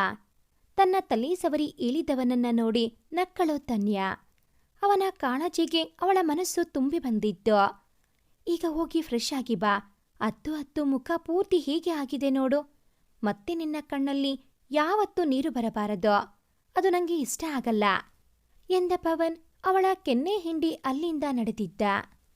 ಅವಳು ಗೆಸ್ಟ್ ರೂಮಿಗೆ ಹೋಗಿ ಸ್ನಾನ ಮಾಡಿ ಹಳದಿ ಬಣ್ಣದ ಸೀರೆಗೆ ಕೆಂಪು ಹಾಗೂ ಗುಲಾಬಿ ಬಣ್ಣದ ಹೂಗಳಿದ್ದ ಒಂದು ಸಿಂಪಲ್ ಸೀರೆ ಹುಟ್ಟು ತನ್ನ ನೀಲ ಕೂದಲನ್ನ ಸಡಿಲವಾಗಿ ಜಡೆ ಹೆಣಿದು ಅಣಗೆ ಮತ್ತು ಮಾಂಗಲ್ಯಕ್ಕೆ ಕುಂಕುಮ ಇಟ್ಟು ಹೊರಬಂದಳು. ಪೂಜಾ ಅವರೇ, ಅದು ಅತ್ತೆ ಮತ್ತೆ ಮಾವ ಎಲ್ಲಿ? ರೂಮಿನಿಂದ ಹೊರಬಂದ ತನ್ಯಾ ಅಲ್ಲೇ ಹಾಲ್ನಲ್ಲಿ ಕುಳಿತಿದ್ದ ಪೂಜಾ ಬಳಿ ಕೇಳಿದಳು. ಅವರಿಬ್ಬರು ರೂಮಿನಿಂದ ಹೊರಗೆ ಬರಲಿಲ್ಲ ಅತ್ತಿಗೆ. ಬಂದವರೆಲ್ಲ ತಲೆಗೆ ಒಂದೊಂದು ಮಾತು ಹೇಳಿ ಹೋಗಿದ್ದಾರೆ. ನಾನು ಎಷ್ಟೇ ಬಾರಿ ಕೂಗಿ ಕರೆದರೂ ಕೂಡ ಹೊರಗೆ ಬರೋದು ಇರ್ಲಿ, ಬಾಗಿಲು ಕೂಡ ತೆಗೆದಿಲ್ಲ. ಮುಖವನ್ನ ಸಪ್ಪಗಾಗಿಸಿ ಹೇಳಿದಳು. ಸರಿ, ಅಣ್ಣ ಎಲ್ಲಿ ಎಂದು ಕೇಳಿದ ತನ್ಯಾ ಮಾತಿಗೆ ನನ್ನಣ್ಣನ ನಿಮ್ಮಣ್ಣನ ಹುಬ್ಬು ಹಾರಿಸಿ ಕೇಳಿದಳು ಪೂಜಾ. ನನ್ನಣ್ಣ, ನಿಮ್ಮಣ್ಣ ಅಲ್ಲ. ಪೂಜಾ ಆಡಿಕೊಂಡಿದ್ದು ತಿಳಿಯದೆ ಸಾಮಾನ್ಯವಾಗಿಯೇ ಉತ್ತರಿಸಿದಳು. ಅವರ ಊಟ ತರೋದಕ್ಕೆ ಅಂತ ಹೊರಗೆ ಹೋದ್ರು. ಅಮ್ಮ ಅಂತೂ ಅಡಿಗೆ ಮಾಡೋ ಮನಸ್ಸಲ್ಲಿ ಇಲ್ಲ. ನಂಗೆ ಅಡಿಗೆ ಮಾಡೋಕ್ಕೆ ತೀರೋದಿಲ್ಲ. ಹಾಗಾಗಿ ಎಂದವಳ ಮಾತಿಗೆ ಈ ಟೈಮಲ್ಲಿ ನೀನು ಹೊರಗಿನ ಊಟ ಮಾಡ್ತೀಯಾ? ಏನೂ ಬೇಡ, ಅವರಿಗೆ ಸುಮ್ಮನೆ ವಾಪಸ್ ಬರೋಕೆ ಹೇಳು. ಅತ್ತೆ ಮಾವನ್ನ ಮಾತಾಡಿಸಿ ಬಂದು ನಾನೇ ಅಡಿಗೆ ಮಾಡ್ತೀನಿ. ಒಂದರ್ಧ ಗಂಟೆ ಅಷ್ಟೇ. ತುಂಬು ಗರ್ಭಿಣಿ ನೀನು. ಈ ಟೈಮಲ್ಲಿ ಹೊರಗಿನ ಊಟ ಮಾಡಿಸ್ತೀನ ನಿಂಗೆ ಎಂದು ಗದರಿ ಅತ್ತೆ ಮಾವನ ರೂಮಿನ ಕಡೆಗೆ ನಡೆದಳು ತನ್ಯಾ. ಹಿಟ್ಲರತ್ತಿಗೆ, ಇನ್ನು ನಾನು ಹೊರಗಿನ ತಿಂಡಿ ಊಟ ತಿಂದ ಹಾಗೇನೆ. ಮನದಲ್ಲಿಯೇ ಅತ್ತು ಗಂಡನಿಗೆ ಕಾಲ್ ಮಾಡಿ ಊಟ ತರುವುದು ಬೇಡ ಎಂದು ಹೇಳಿದಳು. ನಾವೀಗ ಮಾತಾಡೋ ಮನಸ್ಸಲ್ಲಿ ಇಲ್ಲ ಪೂಜಾ. ಸುಮ್ಮನೆ ಹೋಗಿ ರೆಸ್ಟ್ ಮಾಡೋ. ಬಾಗಿಲು ಬಡಿಯುತ್ತಾ ಇದ್ದದ್ದು ಪೂಜಾ ಎಂದು ಭಾವಿಸಿದ ಅಮೃತ ರೂಮಿನ ಬಾಗಿಲು ತೆಗೆಯದೆ ಹೇಳಿದರು. ಅಯ್ಯೋ ಅತ್ತಿ, ನಾನು ತನ್ಯಾ, ಪೂಜಾ ಅಲ್ಲ. ಬಾಗಿಲು ತೆಗೀರಿ. ನಿಮ್ಮ ಜೊತೆಗೆ ಸ್ವಲ್ಪ ಮಾತಾಡಬೇಕು ನಾನು. ರೂಮಿನ ಬಾಗಿಲಲ್ಲಿ ನಿಂತು ನುಡಿದಿದ್ದಳು. ಅತ್ತೆ, ನನ್ನ ಮುಖ ನೋಡೋಕೆ ಕೂಡ ಇಷ್ಟ ಇಲ್ವಾ ನಿಮಗೆ? ಬಾಗಿಲು ತೆಗೆದು ಅವಳಿಗೆ ಬೆನ್ನು ಹಾಕಿ ಬಂದು ಕುಳಿತವರ ಬೆನ್ನಿಗೆ ಬಂದ ತನ್ಯಾ ಕೇಳಿದಳು. ಇಲ್ಲ ಮಗಳೇ, ನಿಂಗೆ ಮುಖ ತೋರಿಸೋ ಯೋಗ್ಯತೆ ಕಳೆದುಕೊಂಡೆವು ಅಂತ ಅನಿಸಿತು. ಅದಕ್ಕೆ ಹಾಗೆ ಬಂದೆ. ಜಾರಿದ ಕಣ್ಣೀರನ್ನು ಸೆರಗ ತುದಿಯಿಂದ ಒರೆಸಿ ನುಡಿದರು. ಇಲ್ಲ ಅತ್ತೆ, ನೀವ್ಯಾಕೆ ಹಾಗೆ ಯೋಚನೆ ಮಾಡ್ತೀರಾ? ಹಾಗೆಲ್ಲ ಏನೂ ಇಲ್ಲ. ನೀವು ಸುಮ್ಮನೆ ಏನೇನೋ ಯೋಚನೆ ಮಾಡಬೇಡಿ ಎಂದಳು ಅವರ ಕೈ ಹಿಡಿದು. ಯೋಚನೆ ಮಾಡದೆ ಹೀಗಮ್ಮ ಇರೋದು? ನೀನೇ ಹೇಳು. ಬಂಗಾರದಂಥ ನಿನ್ನ ಜೀವನವನ್ನ ನಾವೇ ಹಾಳು ಮಾಡಿದ್ರಿ ಅಂತ ಅನಿಸ್ತಾ ಇದೆ. ನಿನ್ನ ಆ ಅಯೋಗ್ಯನ ಜೊತೆಗೆ ಮದುವೆ ಮಾಡಿ ತಪ್ಪು ಮಾಡಿಬಿಟ್ಟೆವು ಎಂದ ಸುರೇಶ್ ಮಾತಿಗೆ, ಸಾಕು ನಿಲ್ಲಿಸಿ ಮಾವ. ಅವರ ಬಗ್ಗೆ ಯಾರು ಏನೇ ಮಾತಾಡಿದರೋ ನಾನು ಸಹಿಸೋದಿಲ್ಲ. ದೇಶಕ್ಕೋಸ್ಕರ ತಮ್ಮ ಜೀವನವನ್ನೇ ಮುಡಿಪಾಗಿಟ್ಟ ಅವರನ್ನ ಯಾವ ಬಾಯಿಯಿಂದ ಅಯೋಗ್ಯ ಅಂತ ಹೇಳ್ತೀರಾ ನೀವು? ನಾವೆಲ್ಲ ಅವರ ಕಾಲಿನ ಧೂಳಿಗೂ ಕೂಡ ಸಮ ಇಲ್ಲ. ಅವರ ಬಗ್ಗೆ ಯಾರು ಏನೇ ಮಾತಾಡಿದರೋ ನಾನು ಸಹಿಸೋದಿಲ್ಲ ಮಾವ. ಯಾವುದೋ ಹುಡುಗಿಯನ್ನ ಕರ್ಕೊಂಡ್ಬಂದೋ ಮದುವೆ ಮಾಡಿ ಅವಳನ್ನ ಹೆಂಡತಿ ಅಂತ ಒಪ್ಪಿಕೋ ಅಂದ್ರೆ ಯಾರೂ ಕೂಡ ಒಪ್ಪೋದಿಲ್ಲ. ಅಂಥದ್ರಲ್ಲಿ ಅವರು ಮೊದಲ ಪ್ರೀತಿನ ಕಳ್ಕೊಂಡವರು. ಅವರಿಗೆ ತಕ್ಷಣ ನನ್ನ ಹೆಂಡತಿ ಅಂತ ಒಪ್ಪಿಕೊಳ್ಳೋದಕ್ಕೆ ಹೇಳಿದ್ರೆ ಹೇಗೆ ಒಪ್ಪಿಕೊಳ್ತಾರೆ? ಅವರಿಗೂ ಸಮಯ ಬೇಕು ಅಲ್ವಾ ಮಾವ? ನಿಮಗೆ ನನ್ನ ಮೇಲಿನ ಕಾಳಜಿ ನೋಡಿ ಸಂತೋಷ ಆಗಿದ್ದಕ್ಕಿಂತ ಅವರ ಬಗ್ಗೆ ಆಡಿದ ಮಾತು ನೋವು ಮಾಡಿದ್ದು ಮಾವ. ಅವರು ಒಂದಲ್ಲ ಒಂದು ದಿನ ನನ್ನ ಹೆಂಡತಿ ಅಂತ ಒಪ್ಪಿಕೊಂಡೇ ಒಪ್ಪಿಕೊಳ್ತಾರೆ. ಹಾಗೆ ಒಪ್ಪಿಕೊಳ್ಳಲಿಲ್ವಾ? ಪರವಾಗಿಲ್ಲ. ಅವರ ಹೆಸರಿನ ಮಾಂಗಲ್ಯ ನನ್ನ ಕೊರಳಿನಲ್ಲಿ ಇದೆ ಅಲ್ವಾ? ಅಷ್ಟು ಸಾಕು. ಅದರೊಂದಿಗೆ ಜೀವನ ಪೂರ್ತಿ ಕಳೆದು ಬಿಡ್ತೀನಿ. ನಾನೊಬ್ಬ ಯೋಧನ ಹೆಂಡತಿ ಅನ್ನೋದೇ ನನಗೆ ಗರ್ವ ಮಾವ. ದಯವಿಟ್ಟು ಇನ್ನೊಮ್ಮೆ ಅವರ ಬಗ್ಗೆ ಕೀಳಾಗಿ ಮಾತಾಡಬೇಡಿ. ನನ್ನಿಂದ ಅದನ್ನ ಸಹಿಸೋದಕ್ಕೆ ಸಾಧ್ಯ ಇಲ್ಲ. ಜಾಸ್ತಿ ಮಾತಾಡಿದೆ ಅಂತ ಅನಿಸಿದ್ದರೆ ನನ್ನ ಕ್ಷಮಿಸಿ ಎಂದವಳು ಅಲ್ಲಿ ನಿಲ್ಲದೆ ಕಣ್ಣೊರೆಸಿಕೊಂಡು ಹೊರನಡೆದರೆ, ಹೊರಗೆ ನಿಂತು ಎಲ್ಲಾ ಮಾತನ್ನ ಕೇಳಿಸಿಕೊಂಡ ಸುಮನ್ಗೆ ತನ್ನ ಮೇಲೆಯೇ ಬೇಸರವಾಗಿತ್ತು. ಇಂಥ ಬಂಗಾರದ ಮನಸ್ಸಿನ ಹುಡುಗಿಯನ್ನ ಅವನು ಹೇಗೆ ತಿರಸ್ಕಾರ ಮಾಡ್ತಾನೆ ರೀ? ಅವನೇ ಹುಡುಕಿದರೂ ಕೂಡ ಇಷ್ಟು ಒಳ್ಳೆ ಹುಡುಗಿ ಸಿಗ್ತಾ ಇರಲಿಲ್ಲ. ಅವನಿಗೆ ಯಾವಾಗ ಬುದ್ಧಿ ಬರುತ್ತೇನೋ, ಇವಳ ಬದುಕು ಯಾವಾಗ ಸರಿ ಹೋಗುತ್ತೋ ಆ ದೇವರಿಗೆ ಗೊತ್ತು ಎಂದ ಅಮೃತ ಕಣ್ಣೊರೆಸಿಕೊಂಡು ಹೊರನಡೆದರು. ಅಪ್ಪ ಅಮ್ಮ, ನಾನಿವತ್ತೇ ಹೊರಡಬೇಕು. ಆರ್ಮಿಯಿಂದ ಕಾಲ್ ಬಂತು. ಊಟಕ್ಕೆ ಕುಳಿತವ ವಿಷಯವನ್ನ ತಿಳಿಸಿದ. ಮದುವೆ ಆಗಿ ಅರ್ಧ ದಿನ ಕೂಡ ಆಗ್ಲಿಲ್ಲ. ಆಗ್ಲೇ ಹೊರಟು ನಿಂತಿದ್ಯಲ್ಲ, ಒಂದೆರಡು ದಿನ ಇದ್ದು ಹೋಗಬಹುದಲ್ವಾ? ಮಗನ ನಿರ್ಧಾರಕ್ಕೆ ಸುರೇಶ್ ಅಸಮಾಧಾನ ತೋರಿದರು. ಹೌದು ಕಣ, ಹೀಗೆ ನಿಂತ ಕಾಲಿನಲ್ಲಿ ಹೊರಟು ನಿಂತರೆ ಹೇಗೆ ಎಂದರು ಅಮೃತ. ನಮ್ಮ ಕೆಲಸಕ್ಕೆ ದಿನ ಎಲ್ಲ ಇಲ್ಲ ಅಮ್ಮ, ನಿಮಗೆ ಕೂಡ ಗೊತ್ತು ಅಲ್ವಾ? ಮದ್ವೆ ಆಗಿದ್ದೀನಿ, ಬರೋದಕ್ಕೆ ಆಗೋದಿಲ್ಲ ಅನ್ನೋ ಕಾರಣ ಕೊಡ್ಲಾ ಅಮ್ಮ ನಾನು? ಮಡದಿ ಕಡೆಗೆ ವಾರೆ ಕಣ್ಣಲ್ಲಿ ನೋಡುತ್ತಾ ಕೇಳಿದ. ಬೇಡ, ನನಗಿಂತ ತಾಯಿ ನಾಡು ಮೊದಲು. ನೀವು ಹೊರಡೋಕೆ ತಯಾರಾಗಿ, ನಾನು ನಿಮ್ಮ ಲಗೇಜ್ ಪ್ಯಾಕ್ ಮಾಡ್ತೀನಿ ಎನ್ನುತ್ತಾ ಚೇರ್ನಿಂದ ಎದ್ದಳು. ನಿಮಗೆ ತೊಂದರೆ ಬೇಡ, ನಾನೇ ಪ್ಯಾಕ್ ಮಾಡ್ಕೋತೀನಿ, ನೀವು ಊಟ ಮಾಡಿ. ಮೊದಲ ಬಾರಿಗೆ ಮಡದಿಯನ್ನು ಉದ್ದೇಶಿಸಿ ಮಾತನಾಡಿದ್ದ. ನೀವು ಬೇಡ ಅಂದ್ರೂ ಕೂಡ ನಾನು ಮಾಡೇ ಮಾಡ್ತೀನಿ. ನಿಮಗೆ ನಿಮ್ಮ ಕರ್ತವ್ಯ ಹೇಗೆ ಮುಖ್ಯನೋ ನನಗೆ ನನ್ನ ಕರ್ತವ್ಯ ಕೂಡ ಮುಖ್ಯ ಎನ್ನುತ್ತಾ ಕೈ ತೊಳೆದುಕೊಳ್ಳಲು ಹೋದವಳನ್ನ ಸುಮನ್ ಕಣ್ಣು ಕಣ್ಣು ಬಿಟ್ಟು ನೋಡಿದರೆ ಉಳಿದವರು ಸುಮನ್ನನ್ನ ನೋಡಿ ಕಿಸಕ್ಕನೆ ನಕ್ಕರು. ಅಂದು ರಾತ್ರಿಯೇ ಸುಮನ್ ಕರ್ತವ್ಯಕ್ಕೆ ಹೊರಟು ನಿಂತಿದ್ದ. ನನ್ನ ಸೊಸೆ ಮತ್ತೆ ಆಳೆಯ ಜೋಪಾನ. ತರಲೆ ಮಾಡೋದು ಕಡಿಮೆ ಮಾಡೋ, ಸಿಕ್ಕ ಸಿಕ್ಕ ಹೊರಗಿನ ತಿಂಡಿಯನ್ನ ತಿನ್ಬೇಡ. ತಂಗಿಯ ತಲೆಗೆ ಮೃದುವಾಗಿ ಮುಟಕಿ ನುಡಿದಿದ್ದ. ನಾನ್ ತಿಂತೀನಿ ಅಂದ್ರೂ ಕೂಡ ಈ ಹಿಟ್ಲರ್ ಅತ್ತಿಗೆ ಬಿಡೋದಿಲ್ಲ. ಪೆಚ್ಚು ಮುಖ ಮಾಡಿ ನುಡಿದವಳನ್ನ ನೋಡಿ ನಕ್ಕವ ಅಪ್ಪ ಅಮ್ಮ ಆಶೀರ್ವಾದ ಪಡೆದು ಬಾವನನ್ನ ಒಮ್ಮೆ ಅಪ್ಪಿಕೊಂಡು ಬಾಗಿಲವರೆಗೆ ಹೋದವ ತನ್ಯಾಳ ಕಡೆಗೆ ತಿರುಗಿ ಜೋಪಾನ ಎಂದು ಹೇಳಿ ಹೊರಟಿದ್ದ. ತನ್ಯಾಳ ಸ್ವಭಾವವೂ ಕೂಡ ತನಿಹ ಹಾಗೇನೆ. ಅದೆಷ್ಟು ಸುಲಭವಾಗಿ ನನ್ನ ಕಳಿಸಿಕೊಟ್ಲು. ಬೇರೆ ಯಾರಾದ್ರೂ ಆಗಿದ್ರೆ ಅತ್ತು ಕರೆದು ಕಳುಹಿಸುತ್ತಾ ಇದ್ರು. ಇವಳು ನಗ್ನಗ್ತಾನೆ ಕಳಿಸಿಕೊಟ್ಲು. ಹೀಗೆ ಟ್ರೈನಲ್ಲಿ ಕುಳಿತವನ ಯೋಚನಾ ಲಹರಿ ಸಾಗಿತ್ತು. ತಕ್ಷಣ ತನಿಹಾಳನ್ನ ನೆನೆದವನ ಮನಸ್ಸು 2 ವರ್ಷ ಹಿಂದಕ್ಕೆ ಹೋಗಿತ್ತು. 2 ವರ್ಷದ ಹಿಂದೆ ಅದು ಬೆಂಗಳೂರಿನ ಒಂದು ಮೆಡಿಕಲ್ ಕಾಲೇಜಿನ 50ನೇ ವರ್ಷದ ವಾರ್ಷಿಕೋತ್ಸವ. ಅಲ್ಲಿಗೆ ಮುಖ್ಯ ಅತಿಥಿಗಳಾಗಿ ಬಂದಿದ್ದ ಶಿಕ್ಷಣ ಮಂತ್ರಿಗಳ ಜೀವಕ್ಕೆ ಅಪಾಯ ಇದ್ದಿದ್ದರಿಂದ ಪ್ರೊಟೆಕ್ಷನ್ಗಾಗಿ ಇವನು ಹಾಗೂ ಇವನೊಂದಿಗೆ ಒಂದಿಬ್ಬರು ಯೋಧರನ್ನು ನೇಮಿಸಲಾಗಿತ್ತು. ಅವನು ತನಿಹಾಳನ್ನ ಮೊದಲ ಬಾರಿಗೆ ನೋಡಿದ್ದು ಅಲ್ಲಿಯೇ. ಅಯ್ಯೋ, ನಿಮ್ದೇನು ದೇಹನ ಅಥವಾ ಬಂಡೆಕಲ್ಲ? ಹೋಯ್ತು ನನ್ನ ತಲೆ. ಇನ್ನೊಂದ್ಸಲ ಜೋರಾಗಿ ಗುದ್ದಿದ್ರೆ ನನ್ನ ತಲೆ ಹೊಡೆದೇ ಹೋಗ್ತಿತ್ತು. ಕಾರ್ಯಕ್ರಮಕ್ಕೆ ಎಲ್ಲಿ ತಡವಾಗುತ್ತದೆ ಎಂದು ಅವಸರದಲ್ಲಿ ಬಂದವಳು ನಿಂತಿದ್ದ ಸುಮನ್ನನ್ನ ನೋಡದೆ ಗುದ್ದಿದ್ದು ಅಲ್ಲದೆ ಅವನಿಗೆ ಜೋರು ಮಾಡುತ್ತಾ ನಿಂತಿದ್ದಳು. ಮೇಡಮ್, ನೀವೇ ನೋಡದೆ ಬಂದು ಗುದ್ದಿದ್ದು ಅಲ್ವಾ? ಈಗ ನಂಗೆ ಬೈಯೋದು ತಪ್ಪು. ತನ್ನ ಆರ್ಮಿಯ ಗತ್ತಿನಲ್ಲಿಯೇ ನುಡಿದವನನ್ನ ತಲೆ ಎತ್ತಿ ನೋಡಿದಳು. ನೇರವಾಗಿ ನೋಡಿದರೆ ಅವನ ಮುಖ ಕಾಣುವುದಿಲ್ಲ ಅಲ್ವಾ? ಅವನು 6 ಅಡಿ, ಇವಳು 4.5 ಅಡಿ.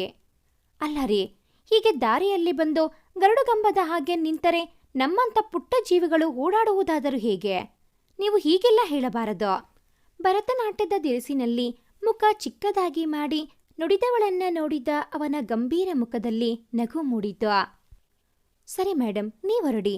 ಈಗ ಮಿನಿಸ್ಟರ್ ಬರ್ತಾರೆ, ಅವರಿಗೆ ಪ್ರೊಟೆಕ್ಷನ್ ಕೊಡಬೇಕು ನಾನು ಎಂದು ಅಲ್ಲಿಂದ ನಡೆದವನ ಮನದಲ್ಲಿ ತನಿಹಾ ಅದಾಗಲೇ ಚಿಕ್ಕ ಜಾಗ ಮಾಡಿಕೊಂಡಿದ್ದಳು. ಅವನಿಗೆ ಅದರ ಅರಿವಾಗಲು ಇನ್ನೂ ಸಮಯ ಕೂಡಿ ಬಂದಿರಲಿಲ್ಲ ಅಷ್ಟೇ. ಗರುಡುಗಂಬ, ನನ್ನ ಪುಟ್ಟ ತಲೆಗೆ ಅವರ ಗಟ್ಟಿ ದೇಹ ಹೊಡೆದ್ರೆ ಹೀಗೆ ತಡ್ಕೋಬೇಕು? ಮತ್ತೊಮ್ಮೆ ಸಿಕ್ಕರೆ ಹೇಳಬೇಕು, ತಿನ್ನೋದು ಕಡಿಮೆ ಮಾಡಿ ಸ್ವಲ್ಪ ಸಣ್ಣ ಆಗಿ ಅಂತ. ಮುದ್ದು ಪೆದ್ದಾಗಿ ತನ್ನಷ್ಟಕ್ಕೆ ತಾನು ಮಾತನಾಡಿಕೊಂಡು ಹೋದವಳನ್ನ ನೋಡಿ ನಕ್ಕವ ತಕ್ಷಣ ತನ್ನ ಕರ್ತವ್ಯದ ನೆನಪಾಗಿ ಮತ್ತೆ ಗಂಭೀರನಾದ. ಅಂದಿನ ಕಾರ್ಯಕ್ರಮ ಪ್ರಾರಂಭವಾಗಿತ್ತು. ತನಿಹಾಳ ನೃತ್ಯ ಸುಮನ್ ಮನಸ್ಸು ಸೆಳೆಯುವಲ್ಲಿ ಸಫಲವಾಗಿತ್ತು. ಆದರೂ ತನ್ನ ಕರ್ತವ್ಯ ಮರೆಯದೆ ಮೈಯೆಲ್ಲ ಕಣ್ಣಾಗಿಸಿಕೊಂಡಿದ್ದವನ ಕಣ್ಣಿಗೆ ಬಿದ್ದು ಬಿಟ್ಟ. ಮಿನಿಸ್ಟರ್ ಕಡೆಗೆ ಗುರಿ ಮಾಡಿಕೊಂಡಿದ್ದ ಶೂಟರ್. ಆದರೆ ಮಿನಿಸ್ಟರ್ಗೆ ತನಿಹಾ ಅಡ್ಡ ಇದ್ದಳು. ತಕ್ಷಣ ಸ್ಟೇಜ್ ಮಧ್ಯಕ್ಕೆ ಧಾವಿಸಿದವ ಅವಳ ಕೈ ಹಿಡಿದು ಎಳೆದು ಸ್ಟೇಜ್ ಮೇಲೆಯೇ ಉರುಳಿದ್ದ. ಶೂಟರ್ ಶೂಟ್ ಮಾಡುವುದಕ್ಕೂ ಸುಮನ್ ತನಿಹಾನ ಎಳೆದುಕೊಳ್ಳುವುದಕ್ಕೆ ಸರಿಯಾಗಿತ್ತು. ಆ ಹೊತ್ತಿಗೆ ತಕ್ಷಣ ಜಾಗೃತರಾದ ಸುಮನ್ ಸಹಚರರು ಅಲ್ಲಿಂದ ಎಲ್ಲರನ್ನೂ ಹೊರಡಿಸಿದರೆ ಪೊಲೀಸ್ ಅವರು ಸ್ಟೇಜ್ ಮೇಲಿದ್ದವರನ್ನ ಕರೆದುಕೊಂಡು ಹೊರಟರು. ತನಿಹಾ ಸುಮನ್ ಜೊತೆಗೆ ಉಳಿಯುವಂತಾಯಿತು. ತನ್ನ ಮೇಲಿಂದ ಅವಳನ್ನ ಸರಿಸಿದವನು ಆದಷ್ಟು ಬೇಗ ಇಲ್ಲಿಂದ ಹೊರಡಿ ಎಂದು ಹೇಳಿ ಶೂಟರ್ನನ್ನ ಹುಡುಕಿ ಹೊರಟು ಬಿಟ್ಟ. ತನಿಹಾ ಮಾತ್ರ ಎಲ್ಲಿಗೆ ಹೋಗುವುದು ಎಂಬ ಅರಿವಿರದೆ ಸ್ಟೇಜ್ ಮೇಲೆ ನಿಂತು ಬಿಟ್ಟಿದ್ದಳು. ಕಾಲೇಜ್ ಪೂರ್ತಿ ಹುಡುಕಿದವನಿಗೆ ಆ ಶೂಟರ್ ಎಲ್ಲೂ ಸಿಗದೆ ಮತ್ತೆ ಸ್ಟೇಜ್ ಬಳಿ ಬಂದಿದ್ದವನೋ ಮಿಸ್ಟರ್ ಸೋಲ್ಜರ್ ಎಂಬ ಧ್ವನಿ ಕೇಳಿ ತಿರುಗಿದವನಿಗೆ ಅಲ್ಲಿನ ದೃಶ್ಯ ನೋಡಿ ಅವನ ಜೀವ ಬಾಯಿಗೆ ಬಂದಿದ್ದ. ತನಿಹಾಳ ತಲೆಗೆ ಗನ್ ಗುರಿ ಮಾಡಿ ನಿಂತಿದ್ದ ಆ ಮೋಸ್ಟ್ ವಾಂಟೆಡ್ ಉಗ್ರಗಾಮಿ. ಬಂದ್ಯಾ, ಬಾ, ನಿಂಗೆ ಅಂತಾನೆ ಕಾಯ್ತಾ ಇದ್ದೆ ಎಂದ ಆ ಉಗ್ರಗಾಮಿ ಗಹಗಹಿಸಿ ನಕ್ಕಿದ್ದ. ಅವರನ್ನ ಬಿಟ್ಟು ಸುಮ್ಮನೆ ಸರೆಂಡರ್ ಆಗಿಬಿಡು, ಇಲ್ಲ ಅಂದ್ರೆ ನಿನ್ನ ಉಸಿರು ನಿಲ್ಲಿಸೋದು ನನಗೆ ಕ್ಷಣ ಮಾತ್ರದ ಕೆಲಸ ಎಂದ ಸುಮನ್ ಅವನ ಕಡೆಗೆ ಗುರಿ ಇಟ್ಟಿದ್ದ. ನಾನು ಸತ್ತರೂ ತೊಂದರೆ ಇಲ್ಲ, ಈ ಕಾಲೇಜ್ ಅಲ್ಲಿರೋ ಸಾವಿರಾರು ಜನ ನಾನು ಇಟ್ಟಿರುವ ಬಾಂಬಿಂದ ಸಾಯ್ತಾರೆ ಅನ್ನೋ ಸಮಾಧಾನ ಇರುತ್ತೆ ಎಂದು ರಾಕ್ಷಸರ ಹಾಗೆ ನಕ್ಕ. ವಾಟ್, ಏನ್ ಹೇಳ್ತಾ ಇದೀಯಾ ನೀನು? ಆ ಟೆರರಿಸ್ಟ್ ಮಾತು ಕೇಳಿದವ ಕೋಪದಲ್ಲಿ ಕೇಳಿದ. ನಿಜಾನೇ ಹೇಳ್ತಾ ಇದ್ದೀನಿ ಎಂದವನ ಗಮನ ಬೇರೆ ಕಡೆಗೆ ಸರಿದಿದ್ದು ಅರಿವಾದ ಕೂಡಲೇ ಎರಡೂ ಕೈ ಹಿಡಿದು ತಿರುಚಿ ಅವನ ಬೆನ್ನಿಗೆ ಹಿಡಿದ ತನಿಹಾ ಅವನನ್ನ ನೆಲಕ್ಕೆ ಕೆಡವಿ ಅವನ ತಲೆ ಮೇಲೆ ತನ್ನ ಕಾಲನ್ನ ಒತ್ತಿ ಹಿಡಿದಳು. ತಕ್ಷಣ ಎಚ್ಚೆತ್ತುಕೊಂಡ ಸುಮನ್ ಓಡಿ ಬಂದು ಅವನ ಕೈ ಮೇಲೆ ತನ್ನ ಕಾಲು ಇಟ್ಟ. ನಿಜ ಹೇಳೋ, ಬಾಂಬ್ ಎಲ್ಲಿ ಇಟ್ಟಿದ್ಯಾ ಅಂತ? ಇಲ್ಲ, ಇಲ್ಲಿ ಈ ಕ್ಷಣನೇ ನಿನ್ನ ಪ್ರಾಣದ ಆಸೆ ಬಿಟ್ಟು ಬಿಡು ಅವನ ಕೂದಲನ್ನ ಹಿಡಿದು ಜಗ್ಗಿ ಕೇಳಿದ್ದ ಸುಮನ್. ನಾನು ಹೇಳೋದಿಲ್ಲ ಎಂದವನ ತಲೆ ಮೇಲೆ ಮತ್ತಷ್ಟು ಬಲವಾಗಿ ತನ್ನ ಕಾಲಿಟ್ಟ ಸನಿಹಾ. ಸಾಯೋದ್ ಸಾಯ್ತೀಯ, ಸತ್ಯ ಬೊಗಳಿ ಸಾಯಿ, ಇಲ್ಲ ಅಂದ್ರೆ ನಿನ್ನ ದೇಹ ಕೂಡ ನಿನ್ನವರಿಗೆ ಸಿಗೋದಿಲ್ಲ. ಹಾಗೆ ಮಾಡ್ತಾರೆ ನಮ್ಮ ಆರ್ಮಿನವರು. ನಿಜ ಹೇಳು, ಎಲ್ಲಿದೆ ಬಾಂಬ್ ಎಂದವಳ ಧೈರ್ಯ ತನ್ನ ಮನದಲ್ಲಿಯೇ ಮೆಚ್ಚಿದ ಸುಮನ್. ಪ್ರಿನ್ಸಿಪಲ್ ಕ್ಯಾಬಿನ್ ಎಂದವನ ಬಾಯಿಗೆ ಬಟ್ಟೆ ತುರುಕಿ ಕೈಕಾಲನ್ನ ಅಲ್ಲಿ ಸನ್ಮಾನ ಮಾಡಲು ತಂದಿದ್ದ ಶಾಲ್ನಿಂದ ಕಟ್ಟಿ ಅವನನ್ನ ಆರ್ಮಿ ಅವರಿಗೆ ಒಪ್ಪಿಸಿದ ಸುಮನ್ ತನಿಹಾಳನ್ನ ಅವರೊಂದಿಗೆ ಕಳುಹಿಸಿ ಪ್ರಿನ್ಸಿಪಾಲ್ ಕ್ಯಾಬಿನ್ ಕಡೆಗೆ ಧಾವಿಸಿದವನ ಕಣ್ಣಿಗೆ ಬಿದ್ದಿತ್ತು ಒಂದು ಕಪ್ಪು ಬಣ್ಣದ ಬ್ಯಾಗ್. ಅದನ್ನ ತೆಗೆದು ನೋಡಿದವ ಆ ಬ್ಯಾಗ್ ಹಿಡಿದು ಹೊರಬಂದಿದ್ದ. ಆ ಹೊತ್ತಿಗೆ ಬಾಂಬ್ ನಿಷ್ಕ್ರಿಯಗೊಳಿಸಲು ಸಿಬ್ಬಂದಿಗಳು ಬಂದಿದ್ದರು. ಅವರು ಅದನ್ನ ನಿಷ್ಕ್ರಿಯಗೊಳಿಸಿ ನಿಟ್ಟುಸಿರು ಬಿಟ್ಟರು. ಅಂತೂ ಒಂದು ದೊಡ್ಡ ಅಪಾಯ ತಪ್ಪಿತ್ತು. ಅದಾದ ನಂತರ ಸುಮನ್ಗೆ ನೆನಪಾಗಿದ್ದು ತನಿಹಾ. ಆದರೆ ಅದಾಗಲೇ ಅವಳು ಅಲ್ಲಿಂದ ಹೊರಟು ಬಿಟ್ಟಿದ್ದಳು. ನಿರಾಸೆಯಿಂದಲೇ ತನ್ನ ಮನೆಗೆ ಬಂದಿದ್ದ ಸುಮನ್. ಮಾರನೇ ದಿನವೇ ಕರ್ತವ್ಯಕ್ಕೆ ಹೊರಟಿದ್ದ ಸುಮನ್ ಟ್ರೈನಲ್ಲಿ ಕುಳಿತಿದ್ದಾಗ ಮಿಸ್ಟರ್ ಸೋಲ್ಜರ್ ಎಂಬ ಧ್ವನಿಗೆ ಕಿಟಕಿಯ ಆಚೆಗೆ ನೋಟ ನೆಟ್ಟ. ಹೆಗಲಿಗೊಂದು ಬ್ಯಾಗ್ ಹಾಕಿಕೊಂಡು ಓಡಿ ಬರುತ್ತಿದ್ದಳು ತನಿಹಾ. ಟ್ರೈನ್ ಆಗ ತಾನೇ ನಿಧಾನಕ್ಕೆ ಹೊರಟಿತ್ತು. ತನ್ನ ಜಾಗದಿಂದ ಎದ್ದವ ಡೋರ್ ಬಳಿಗೆ ಹೋಗಿ ಓಡಿ ಬರುತ್ತಿದ್ದವಳ ಕೈ ಹಿಡಿದು ಬೋಗಿಯ ಒಳಗೆ ಎಳೆದುಕೊಂಡಿದ್ದ. Thank you mister soldier. ಅಲ್ಲಿಯೇ ಬೋಗಿಯ ನೆಲದಲ್ಲಿ ಮಲಗಿದವಳು ಎದುರುಸಿರು ಬಿಡುತ್ತಾ ಹೇಳಿದ್ದಳು. ಮನೆಯಿಂದ ಬೇಗ ಹೊರಡೋಕೆ ಆಗಿಲ್ವಾ? ನೆಲದಲ್ಲಿ ಮಲಗಿದ್ದವಳ ಕಡೆಗೆ ನೋಡಿ ನಗುತ್ತಾ ಕೇಳಿದ. ನಾನೇನ್ ಮಾಡ್ಲಿ ಸೋಲ್ಜರ್, ಎತ್ತಿದ್ದು ತಡವಾಯ್ತು, ತಿಂಡಿ ಕೂಡ ತಿಂದಿಲ್ಲ ಗೊತ್ತಾ? ಪೆಚ್ಚು ಮುಖ ಮಾಡಿ ನುಡಿದವಳು ತನ್ನ ಕೈ ಮೇಲೆ ಚಾಚಿದಳು, ಎಬ್ಬಿಸಿ ಎಂಬಂತೆ. ಸರಿ ಬನ್ನಿ, ನಿಮ್ಮ ಜಾಗ ನೋಡಿ ಎಂದವ ಅವಳ ಕೈ ಹಿಡಿದು ಮೇಲಕ್ಕೆ ಎತ್ತಿದ. ಸರಿ ಎಂದವಳು ಅವನ ಜೊತೆಗೆ ಹೆಜ್ಜೆ ಹಾಕಿ ಅವನ ಎದುರಿನ ಸೀಟಿನಲ್ಲಿ ಕುಳಿತಳು. ರೀ, ನಿಮ್ ಜಾಗ ನೋಡಿ ಅಂದ್ರೆ ನನ್ನ ಎದುರಿಗೆ ಕೂರ್ತಾ ಇದ್ದೀರಿ, ಗೊಂದಲದಲ್ಲಿ ಕೇಳಿದವನ ಮಾತಿಗೆ ನಕ್ಕವಳು. ನಾನು ನನ್ನ ಜಾಗದಲ್ಲೇ ಕೂತಿರೋದು ಎಂದಳು ಕಣ್ಣು ಮಿಟುಕಿಸಿಯೇ. ಅವಳ ಮಾತಿಗೆ ಅವನು ಸುಮ್ಮನೆ ನಕ್ಕವ. ಅದ್ ಸರಿ, ನೀವೇನು ಡೆಲ್ಲಿಗೆ ಹೊರಟಿದ್ದು ಎಂದು ಕೇಳಿದ. ನಮ್ಮ ಡ್ಯಾಡಿ ಇರೋದು ಡೆಲ್ಲಿನಲ್ಲೇ, ನಾನು ನಿನ್ನೆಯ ಪ್ರೋಗ್ರಾಂಗೋಸ್ಕರ ಬೆಂಗಳೂರು ಬಂದಿದ್ದು, ಪ್ರೋಗ್ರಾಂ ಮುಗಿಸಿ ಮತ್ತೆ ವಾಪಸ್ ಮನೆಗೆ ಹೊರಟಿರುವುದು ಎಂದಳು. ಅಂದ್ರೆ ನನಗೆ ಅರ್ಥ ಆಗ್ಲಿಲ್ಲ, ಗೊಂದಲದಲ್ಲಿ ಕೇಳಿದ. Famous Indian classical dancer Taniha Vasudev ಹೆಸರು ಕೇಳಿದೀರಾ? ಅವನನ್ನ ಪ್ರಶ್ನಿಸಿದಳು. ಹಾ, ಕೇಳಿದ್ದೀನಿ. ಅಬ್ರಾಡಲ್ಲೆಲ್ಲ ಹೋಗಿ ಡ್ಯಾನ್ಸ್ ಪ್ರೋಗ್ರಾಂ ಕೊಡ್ತಾರೆ ಅಲ್ವಾ, ಆದರೆ ಅವರ ಮುಖ ನೋಡಲಿಲ್ಲ ಎಂದು ಹೇಳಿದ. ಆ ತನಿಹಾ ವಾಸುದೇವ್ ನಾನೇ, ನಿನ್ನೆ ಕೂಡ ಕಾಲೇಜ್ ಪ್ರೋಗ್ರಾಂಗೆ ನನ್ನ ಕರೆಸಿದರು ಎಂದು ಹೇಳಿ ನಕ್ಕಳು. ರಿಯಲಿ? ಆಶ್ಚರ್ಯದಲ್ಲಿ ಕೇಳಿದವನ ಮಾತಿಗೆ ಹೂ ನಿಜ ಎಂದವಳು ಉತ್ತರ ನೀಡಿದಳು. ಹಾ, ಓಕೆ ಎಂದು ಮಾತು ನಿಲ್ಲಿಸಿದವ ಮಲಗಿದರೆ ಅವನ ಜೇಬಿನಲ್ಲಿದ್ದ ಮೊಬೈಲ್ ತೆಗೆದು ಏನೋ ಮಾಡಿದವಳು ಮತ್ತೆ ಅದನ್ನ ಅದರ ಸ್ಥಾನಕ್ಕೇನೆ ಇಟ್ಟು ಬುಕ್ ಹಿಡಿದು ಕುಳಿತಳು. ಅವನು ಮತ್ತೆ ಎಚ್ಚರವಾದ ನಂತರ ಇಬ್ಬರು ಮತ್ತೆ ಮಾತಿಗಿಳಿದರು.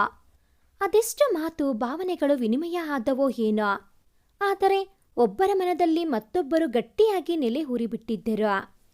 ಇಬ್ಬರಿಗೂ ಅದರ ಅರಿವಾಗಿದ್ದರೂ ಕೂಡ ಮನದ ಭಾವನೆಗಳಿಗೆ ಮಾತಿನ ರೂಪ ಕೊಡದೆ ಸುಮ್ಮನಿದ್ದರು.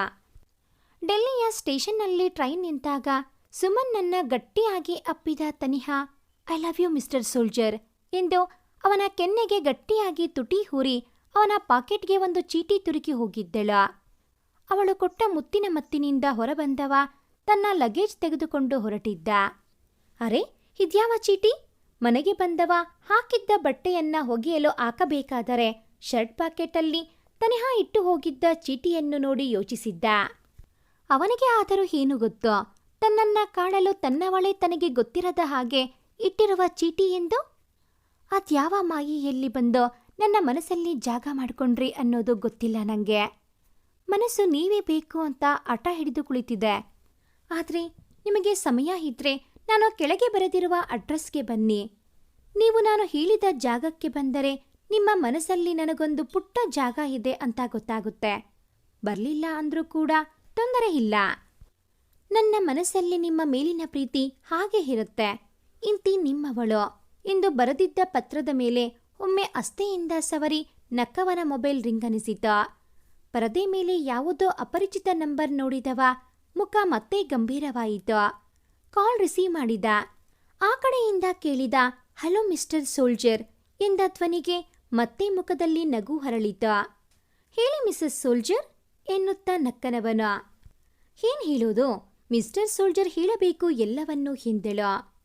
ನಾಳೆ ನನಗೆ ಬರೋಕೆ ಆಗೋದಿಲ್ಲ ಮಿಸಸ್ ಸೋಲ್ಜರ್ ಎಂದು ಬೇಸರಿಸಿದವನ ಮಾತಿಗೆ ಪರವಾಗಿಲ್ಲ, ಮಿಸ್ಟರ್ ಸೋಲ್ಜರ್ ನನ್ನ ಅವರ ಮಿಸಸ್ ಅಂತ ಒಪ್ಪಿಕೊಂಡರು ಅಲ್ವಾ, ಹಾಗಿದ್ದ ಮೇಲೆ ಮೀಟ್ ಮಾಡಬೇಕು ಅನ್ನೋ ಒತ್ತಾಯ ಇಲ್ಲ ಮಿಸ್ಟರ್ ಸೋಲ್ಜರ್ ಎಂದು ಅವಳೇ ಸಮಾಧಾನಿಸಿದಳು.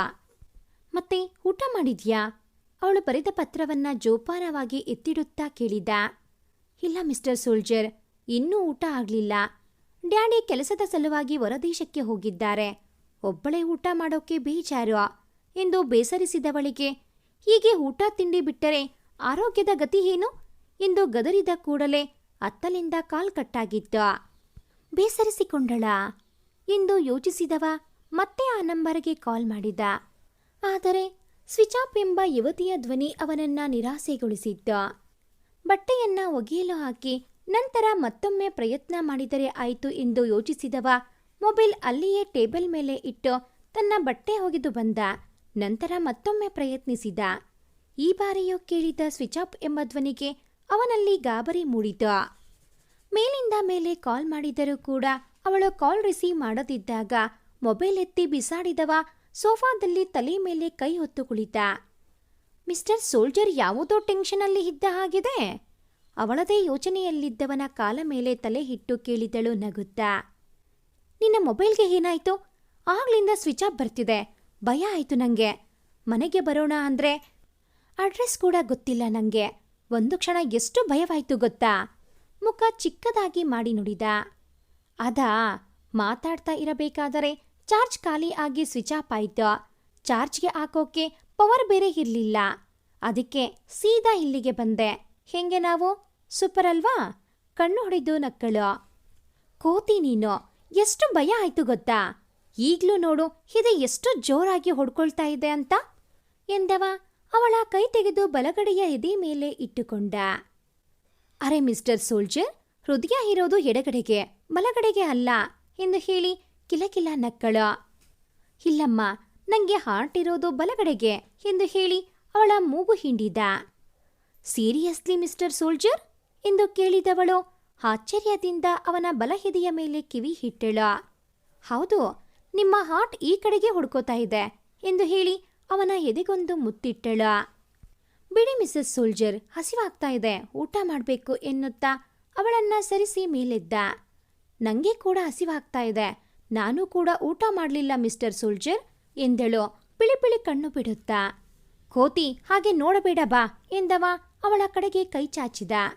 ಥ್ಯಾಂಕ್ಸ್ ಮಿಸ್ಟರ್ ಸೋಲ್ಜರ್ ಎನ್ನುತ್ತಾ ಅವನ ಕೈ ಹಿಡಿದು ಮೇಲಕ್ಕೆ ಎದ್ದವಳು ನಗುತ್ತಾ ಅವನ ತೋಳು ಬಳಸಿದಳ. ದಿನಗಳು ಕ್ಷಣಗಳಂತೆ ಕಳೆಯುತ್ತಿತ್ತು. ಇಬ್ಬರ ನಡುವೆ ಪ್ರೀತಿ ಚಿಗರಿ ಅದಾಗಲೇ 3 ತಿಂಗಳು ಆಗಿತ್ತು. 3 ತಿಂಗಳಿನಲ್ಲಿ ತನ್ನ ಬಿಡುವಿನ ಸಮಯವನ್ನು ತನಿಹಾಗೆ ಮೀಸಲಿಟ್ಟಿದ್ದ.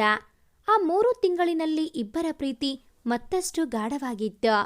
2 ದೇಹ ಒಂದೇ ಉಸಿರಿನಂತಾಗಿದ್ದರು ಇಬ್ಬರು. ಅಂದು ಬಿಸ್ನೆಸ್ ಟ್ರಿಪ್ಪಿಂದ ಮರಳಿದ್ದ ತನಿಹಾ ತಂದೆ ವಾಸುದೇವ್ ಅವರು ಮತ್ತೆ ಯಾವುದೋ ಕಾರಣದಿಂದ ಅವಸರದಲ್ಲಿ ಮರಳಿ ಹೋಗಿದ್ದರು. ಅರೆ, ಡ್ಯಾಡಿ ಯಾವಾಗೋ ಈ ರೂಮ್ನ ಲಾಕ್ ಮಾಡಿಕೊಂಡು ಕೀ ಹಿಡ್ಕೊಂಡು ಹೋಗೋರು. ಇವತ್ತ್ಯಾಕೆ ಹೀಗೆ ಬಾಗಿಲು ತೆಗೆದು ಹೋಗಿದ್ದಾರೆ? ಬಾಗಿಲು ಲಾಕ್ ಮಾಡಿ ಕೀನ ಜೋಪಾನವಾಗಿ ಎತ್ತಿಟ್ಟು ಅವರು ಬಂದ ಮೇಲೆ ಕೊಟ್ಟರೆ ಆಯಿತು ಎಂದು ಯೋಚಿಸಿದ ತನಿಹಾ ರೂಮ್ ಒಳಗೆ ಹೋದಳು.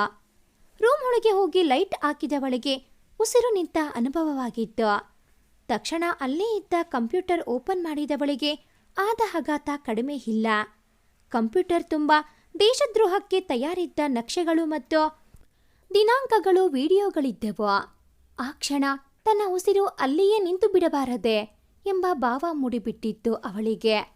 ತಕ್ಷಣ ಆ ಕಂಪ್ಯೂಟರಲ್ಲಿದ್ದ ಡೇಟಾವನ್ನೆಲ್ಲ ಒಂದು ಪೆನ್ಡ್ರೈವ್ಗೆ ಕಾಪಿ ಮಾಡಿಕೊಂಡವಳು ಕಂಪ್ಯೂಟರ್ ಅಲ್ಲಿದ್ದ ಡೇಟಾವನ್ನ ಡಿಲೀಟ್ ಮಾಡಿ ಆ ರೂಮಿನಿಂದ ಹೊರಬಂದವಳು ತನ್ನ ಮೊಬೈಲ್ ತೆಗೆದುಕೊಂಡು ಇಟ್ಸ್ ಎಮರ್ಜೆನ್ಸಿ, ಆದಷ್ಟು ಬೇಗ ನಾನು ಕಳಿಸುವ ಅಡ್ರೆಸ್ಗೆ ಬನ್ನಿ ಎಂದು ಟೈಪಿಸಿ ಮೆಸೇಜ್ ಮಾಡಿದವಳು ಒಂದು ಬೆಟ್ಟದ ಮೇಲಿನ ದೇವಸ್ಥಾನದ ಅಡ್ರೆಸ್ ಕಳುಹಿಸಿ ತಾನು ಒಂದು ಹಸಿರು ಹಂಚಿನ ಕೆಂಪು ಸೀರೆ ಉಟ್ಟು ಆ ಪೆನ್ಡ್ರೈವ್ ಹಿಡಿದು ತನ್ನವನನ್ನ ಭೇಟಿ ಮಾಡಲು ಹೊರಟಿದ್ದಳು.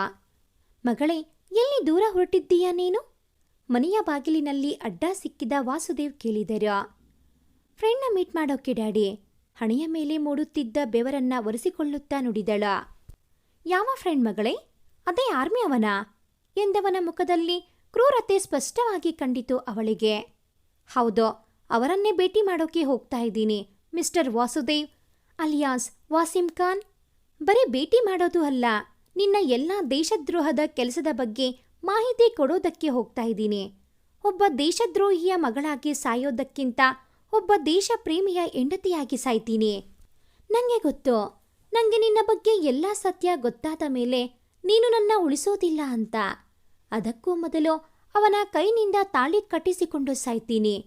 ವಾಸುದೇವ್ ಅವರನ್ನ ಮನೆಯ ಒಳಗೆ ದೂಡಿ ಹೊರಗಿನಿಂದ ಬೀಗ ಹಾಕಿದವಳು ಮನದಲ್ಲಿದ್ದ ಮಾತನ್ನ ಹೇಳಿ ತನ್ನ ಸ್ಕೂಟಿ ಹಿಡಿದು ಹೊರಟಿದ್ದಳು ಸುಮನ್ನನ್ನ ಭೇಟಿ ಮಾಡಲು.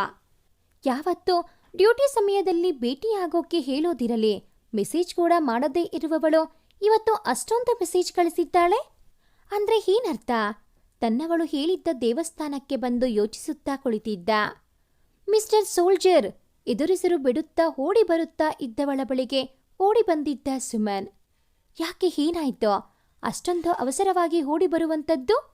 ಸುಸ್ತಿಗೆ ಕುಸಿಯುತ್ತಿದ್ದವಳನ್ನ ಬೀಳದಂತೆ ಹಿಡಿದು ಕೇಳಿದ.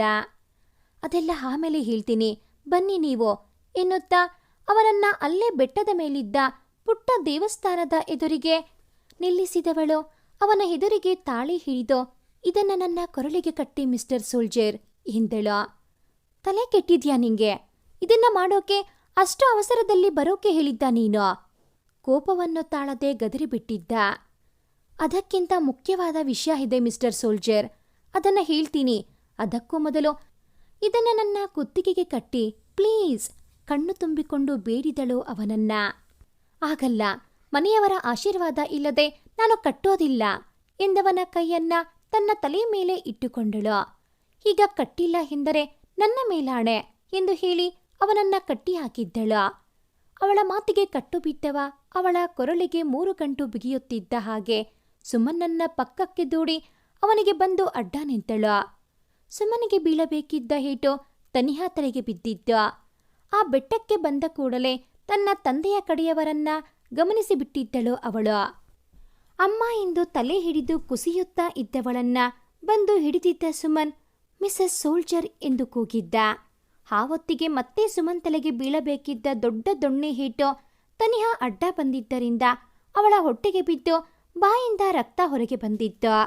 ಆವತ್ತಿಗೆ ಸುಮನ್ ತಲೆಗೆ ಹೊಡೆದು ಇಬ್ಬರು ಎಳೆದುಕೊಂಡು ಹೋದರೆ ಅಲ್ಲಿಗೆ ಬಂದ ತನಿಹಾ ಅಪ್ಪ ಅವಳ ತಲೆ ಕೂದಲನ್ನು ಮುಷ್ಟಿಯಲ್ಲಿ ಹಿಡಿದು, ಏನೇ ಇಷ್ಟು ವರ್ಷ ಸಾಕಿದ್ದ ನನಗಿಂತ ನಿನ್ನೆ ಮೊನ್ನೆ ಬಂದ ಅವನೇ ಹೆಚ್ಚಾಗಿ ಹೋದನ ನಿಂಗೆ ಎಂದು ಕೇಳಿದವ ಅಲ್ಲೇ ಇದ್ದ ಕಲ್ಲಿಗೆ ಅವಳ ತಲೆಯನ್ನ ಹೊಡೆದ.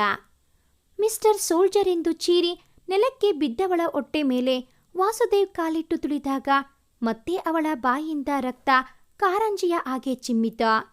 ಮತ್ತೊಬ್ಬ ಬಂದು ಅವಳ ತಲೆ ಮೇಲೆ ಕಾಲಿಟ್ಟು, ಹೀಗೆ ಮಾಡೀನೆ ನೀನು ನನ್ನ ತಮ್ಮ ಸಿಕ್ಕಿ ಹಾಕಿಕೊಳ್ಳುವ ಹಾಗೆ ಮಾಡಿದ್ದು, ಈಗ ನಿನ್ನ ಸರದಿ ಎಂದು ಮತ್ತಷ್ಟು ಬಲವಾಗಿ ಅವಳ ತಲೆ ಮೇಲೆ ಕಾಲಿಟ್ಟು ಒತ್ತಿದಾಗ ಅವಳ ಮುಖ ಕಲ್ಲಿಗೆ ತರಿಚಿ ರಕ್ತ ಬರಲು ಪ್ರಾರಂಭವಾಗಿತ್ತು. ಮತ್ತೆ ಅವಳ ತಲೆಗೆ ಒದ್ದ ವಾಸುದೇವ್ ಅವಳನ್ನ ಅರೆಜೀವ ಮಾಡಿಬಿಟ್ಟಿದ್ದ. ಈ ಕಡೆಗೆ ತಲೆಗೆ ಏಟು ತಿಂದು ಹರೇ ಪ್ರಜ್ಞಾವಸ್ಥೆಯಲ್ಲಿದ್ದ ಸುಮನ್ಗೆ ಅವರ ಕೃತ್ಯಗಳೆಲ್ಲವೂ ಗೊತ್ತಾಗುತ್ತಿದ್ದರೂ ಕೂಡ ಅದನ್ನ ತಡೆಯಲು ಅವನ ದೇಹ ಸಹಕರಿಸುತ್ತಾ ಇರಲಿಲ್ಲ. ಕಣ್ಣು ಮಂಜಾಗುತ್ತಾ ಇತ್ತು ಅವನಿಗೆ. ನೆಲಕ್ಕೆ ಬಿದ್ದು ಉಸಿರು ನಿಲ್ಲಿಸುವ ಸ್ಥಿತಿಯಲ್ಲಿದ್ದರೂ ಕೂಡ ತನಿಹಾಳನ್ನ ಬಿಡದ ವಾಸುದೇವ್ ಅವಳ ತಲೆಗೆ ದೊಡ್ಡ ದೊಣ್ಣೆಯಿಂದ ಒಂದು ಹೊಡೆದ. ಆವತ್ತಿಗೆ ಬಂದ ಆರ್ಮಿಯವರು ವಾಸುದೇವ್ ಮತ್ತು ಅವನ ಸಹಚರರನ್ನು ಬಂಧಿಸಿದರು. ತನಿಹಾ ಸುಮನ್ನನ್ನ ಭೇಟಿ ಮಾಡಲು ಬರುವ ಮೊದಲೇ ಆರ್ಮಿಯವರಿಗೆ ಪೆನ್ಡ್ರೈವ್ ಕೊಟ್ಟು ಬಂದಿದ್ದಳು. ಮಿಸ್ಟರ್ ಸೋಲ್ಜರ್ ಎಂದು ಕೂಗಿದವಳು ತೆವಳುತ್ತಲೇ ಅವನ ಬಳಿಗೆ ಬರುತ್ತಿದ್ದಳು. ಅವಳ ಕೂಗು ಕೇಳಿದವ ಕಷ್ಟಪಟ್ಟು ಎದ್ದು ಅವಳ ಬಳಿಗೆ ಬಂದವ ರಕ್ತದಲ್ಲೇ ಪೂರ್ತಿ ತುಳಿದು ಹೋಗಿದ್ದವಳನ್ನ ಮಡಲಿಗೆ ಹಾಕಿಕೊಂಡಿದ್ದ. ಮಿಸ್ಟರ್ ಸೋಲ್ಜರ್, ಇದನ್ನ ನನ್ನ ಹಣೆಗೆ ಇಟ್ಟು ಕಾಲ್ಗೆ ಕಾಲುಂಗರ ಹಾಕಿ ನೆರಳುತ್ತಾ ಕೇಳಿದ್ದಳು ಅವಳು. ಅವನು ಕೂಡ ಅಳುತ್ತಲೇ ಅವಳ ಕಾಲಿಗೆ ಕಾಲುಂಗರ ಹಾಕಿ ಹಣೆಗೆ ಸಿಂಧೂರ ಇಟ್ಟಿದ್ದ. ಥ್ಯಾಂಕ್ಸ್ ಮಿಸ್ಟರ್ ಸೋಲ್ಜರ್, ನಂಗೆ ಯೋಧನ ಹೆಂಡತಿ ಅನ್ನೋ ಗರ್ವದಿಂದ ಸಾಯೋ ಅವಕಾಶ ಕೊಟ್ಟಿದ್ದಕ್ಕೆ. ಲವ್ ಯು ಎಂದು ಅವನ ಕೆನ್ನೆಗೆ ತುಟಿ ಹೊತ್ತಿ ಅವನ ಮಡಿಲಲ್ಲಿಯೇ ಉಸಿರು ನಿಲ್ಲಿಸಿದ್ದಳು. ಅವನ ಉಸಿರಿನ ಹೊಡೆತೆ. ಹಳೆಯದೆಲ್ಲವನ್ನ ಒಮ್ಮೆ ಯೋಚಿಸಿದ ಸುಮನ್ ಮನಸ್ಸು ಭಾರವಾಗಿತ್ತು. ಕಣ್ಣೆದುರಿಗೆ ಇದ್ದರೂ ಅವಳನ್ನ ಕಾಪಾಡಿಕೊಳ್ಳಲು ಆಗದೆ ಇದ್ದಿದ್ದಕ್ಕೆ ಅವನ ಮೇಲೆಯೇ ಅವನಿಗೆ ಕೋಪ. ಮಿಸ್ ಯು ಮಿಸಸ್ ಸೋಲ್ಜರ್ ಎಂದು ಮನದಲ್ಲೇ ನುಡಿದವನು ತನ್ನ ಗಮ್ಯ ತಲುಪಿದಾಗ ಲಗೇಜ್ ಹಿಡಿದು ಕೆಳಗೆ ಇಳಿದ. ನಿನ್ನ ಮರೆಯೋದಕ್ಕೆ ಆಗ್ತಾ ಇಲ್ಲವೇ ನನಗೆ? ಮನೆಯ ಪ್ರತಿ ಮೂಲೆಯಲ್ಲೂ ನೀನು ನಕ್ಕ ಹಾಗೆ ಅನಿಸುತ್ತೆ. ಸಾರಿ ಮಿಸಸ್ ಸೋಲ್ಜರ್, ನಿನ್ನ ಹಾಗೆ ನಿನ್ನ ಪ್ರೀತಿನ ಉಳಿಸಿಕೊಳ್ಳೋದಕ್ಕೆ ಆಗಲಿಲ್ಲ ನನ್ನಿಂದ. ಮನೆಗೆ ಬಂದವ ತನ್ನವಳ ಫೋಟೋವನ್ನ ಎದೆಗೆ ಅವಚಿಕೊಂಡು ಮಲಗಿದ್ದ. ಆವತ್ತಿಗೆ ಅವನ ಮೊಬೈಲ್ ಸದ್ದು ಮಾಡಿದ್ದು. ಎಷ್ಟೊತ್ತಿಗೆ ರೀಚ್ ಆದ್ರಿ? ಒಂದು ಕಾಲ್ ಮಾಡೋಕ್ಕೆ ಆಗಿಲ್ವಾ?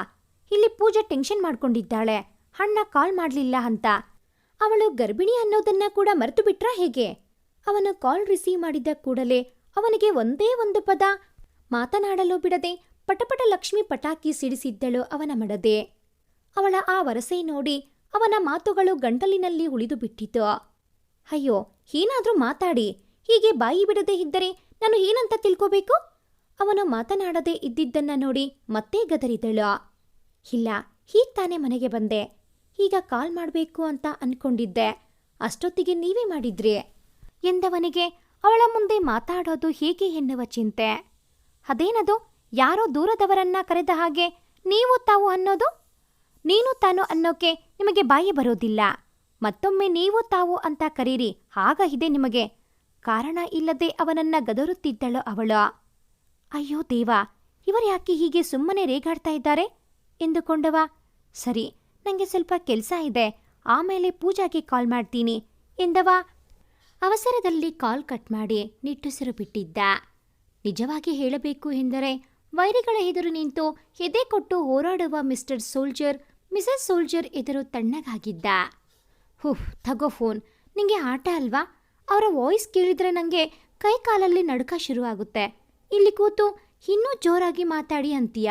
ನನ್ನ ಪಾಡು ನನಗೆ ನೋಡು, ಎದೆ ಈಗಲೂ ಹೇಗೆ ಹೊಡ್ಕೋತಾ ಇದೆ ಗೊತ್ತಾ? ನಾದಿನಿಯ ಕೈಗೆ ಫೋನ್ ಕುಕ್ಕಿ ಬಡಬಡಾಯಿಸಿದ್ದಳು ತನ್ಯಾ.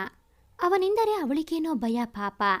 ಛೇ, ಅತ್ತಿಗೆ ಇನ್ನೂ ಸ್ವಲ್ಪ ಹೊತ್ತು ಮಾತಾಡಬೇಕಿತ್ತು. ಇಲ್ಲ ಅಂದರೆ ಸನ್ಯಾಸಿ ಹಾಗೆ ಬಾರ್ಡರಲ್ಲೇ ಇದ್ಬಿಡ್ತಾನೆ. ನೀವು ಸ್ವಲ್ಪ ಜೋರಾಗಬೇಕು ಎಂದವಳಿಗೆ ಅತ್ತಿಗೆಯನ್ನು ಕಾಡುವುದು ಎಂದರೆ ಏನೋ ಖುಷಿ. ತರ್ಲೆ ಕಣೆ ನೀನು, ನಿಂಗೆ ಆಟ, ನನಗೆ ಪ್ರಾಣ ಸಂಕಟ. ತಡಿ, ನಿಂಗೆ ತಿನ್ನೋಕ್ಕೆ ಹಣ್ಣು ತರ್ತೀನಿ ಎಂದವಳು ನಾದನಿಯ ತಲೆಗೆ ಮೆದುವಾಗಿ ಮುಟುಕಿ ಹೋದಳು. ಅತ್ತಿಗೆ, ಹೀಗೆ ತಾನೇ ತಿಂಡಿ ತಿಂದಿದ್ದೋ, ನನಗೆ ಹಣ್ಣು ಬೇಡ. ಕುಳಿತಲ್ಲಿನಿಂದಲೇ ಮಕ್ಕಳಂತೆ ಕೂಗಿದಳು ಪೂಜಾ. ಅವಳಿಗೆ ಅತ್ತಿಗೆಯ ಅತಿಯಾದ ಕಾಳಜಿ ನೋಡಿ ಅಳವೆ ಬಂದು ಬಿಟ್ಟಿತ್ತು. ಇದು ನಿಂಗಲ್ಲ, ನಿನ್ನ ಹೊಟ್ಟೆಯಲ್ಲಿ ಇದೆಯಲ್ಲ ಮಗುಗೆ. ಇನ್ನೇನು ಹಬ್ಬಬ್ಬ ಅಂದರೆ 1 ತಿಂಗಳು ತಿನ್ನಬಹುದು. ನಿಂಗೆ ಡೆಲಿವರಿ ಆದಮೇಲೆ ಪಥ್ಯ ಅಂತ ಏನೂ ತಿನ್ನಕ್ಕೆ ಬಿಡಲ್ಲ. ಈಗಲೇ ಆದಷ್ಟು ತಿಂದು ಬಿಡಬೇಕು ಎನ್ನುತ್ತಾ ಹಣ್ಣಿನ ತಟ್ಟೆಯನ್ನು ಅವಳ ಎದುರಿಗೆ ಇಟ್ಟಳು. ಪ್ಲೀಸ್ ಅತ್ತಿಗೆ, ಬೇಡ. ಮುಖವನ್ನು ಕಿರಿದು ಮಾಡಿ ನುಡಿದಳು.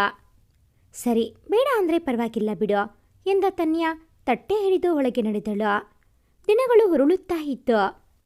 ತನ್ಯಾ ಅತ್ತೆ ಹಾಗೂ ಮಾವನಿಗೆ ಅವರ ಜವಾಬ್ದಾರಿಯಿಂದ ವಿರಾಮ ಕೊಟ್ಟು ಮನೆಯ ಹಾಗೂ ಕಂಪನಿಯ ಜವಾಬ್ದಾರಿಯನ್ನ ತನ್ನ ಹೆಗಲಿಗೆ ಹಾಕಿಕೊಂಡಿದ್ದಳು. ಮೌರ್ಯ ವೆಂಚರ್ಸ್ ಎಂದರೆ ಸಾಮಾನ್ಯವಲ್ಲವಲ್ಲ. ಆ ಕಂಪನಿಯನ್ನು ನಂಬಿಕೊಂಡು ಒಂದಲ್ಲ ಎರಡಲ್ಲ ಬರೋಬ್ಬರಿ 5 ಲಕ್ಷ ಜನರ ಕುಟುಂಬ ನೆಮ್ಮದಿಯ ನಿದ್ದೆ ಮಾಡುತ್ತದೆ. ಈಗ ತನ್ಯಾ ಮೊದಲಿನ ಹಾಗೆ ಸೂಕ್ಷ್ಮ ಮನಸ್ಸಿನ ಹುಡುಗಿಯಾಗಿರಲಿಲ್ಲ, ಗಟ್ಟಿಯಾಗಿ ಇದ್ದಳು. ಅವಳ ಒಂದು ಕಣ್ಣಿನ ನೋಟ ಸಾಕಿತ್ತು ಎದುರಿದ್ದವರ ಬೆವರು ಇಳಿಯಲು. ಎಕನಾಮಿ ಫೀಲ್ಡ್ನಲ್ಲಿ ತನ್ಯಾ ಸುಮನ್ ಮೌರ್ಯ ಎಂಬುವುದು ಒಂದು ಬ್ರ್ಯಾಂಡ್ ಆಗಿ ಪರಿವರ್ತನೆಯಾಗಿತ್ತು. ಪೂಜಾ ಒಂದು ಮುದ್ದಾದ ಗಂಡು ಮಗುವಿಗೆ ಜನ್ಮ ನೀಡಿದ್ದಳು. ಮಗುವಿಗೆ 6 ತಿಂಗಳು ತುಂಬುತ್ತಾ ಇದ್ದ ಹಾಗೆ ನಾಮಕರಣಕ್ಕೆ ತಯಾರಿ ಮಾಡಿದ್ದರು ಮನೆಯವರು. ಮದುವೆಯ ದಿನದಂದೇ ಕರ್ತವ್ಯಕ್ಕೆ ಹೋಗಿದ್ದವ ಅಳಿಯನ ನಾಮಕರಣಕ್ಕೆ ಮತ್ತೆ ಊರಿಗೆ ಬರುವವನಿದ್ದ. ಅತ್ತಿಗೆ, ಇವತ್ತು ಅಣ್ಣ ಬರ್ತಾನೆ ಅಂತೆ ಗೊತ್ತಾ? ಮಗುವಿನ ಜೊತೆಗೆ ಆಡುತ್ತಿದ್ದ ತನ್ಯಾಳನ್ನ ನೋಡಿ ಕೇಳಿದ್ದಳು ಪೂಜಾ. ಹಾ ಗೊತ್ತು, ನಿನ್ನೆ ರಾತ್ರಿ ಕಾಲ್ ಮಾಡಿ ಹೇಳಿದ್ರು ಇವತ್ತು ಹೊರಡುತ್ತಾ ಇದ್ದೀನಿ ಅಂತ. ಇನ್ನೇನು ಬರಬಹುದು ಎಂದಳು ತನ್ಯಾ. ಈಗ ಇಬ್ಬರೂ ಕೂಡ ಯಾವುದೇ ಮುಜುಗರ ಇಲ್ಲದೆ ಮಾತನಾಡಲು ಪ್ರಾರಂಭಿಸಿದ್ದರು. ಇಬ್ಬರ ನಡುವೆಯೂ ಗಂಡ ಹೆಂಡತಿಯ ನಡುವೆ ಇದ್ದಷ್ಟು ಸಲಿಗೆ ಇಲ್ಲದಿದ್ದರೂ ಕೂಡ ಮೊದಲಿನ ಹಾಗೆ ಅಪರಿಚಿತರಂತೆ ಇರಲಿಲ್ಲ.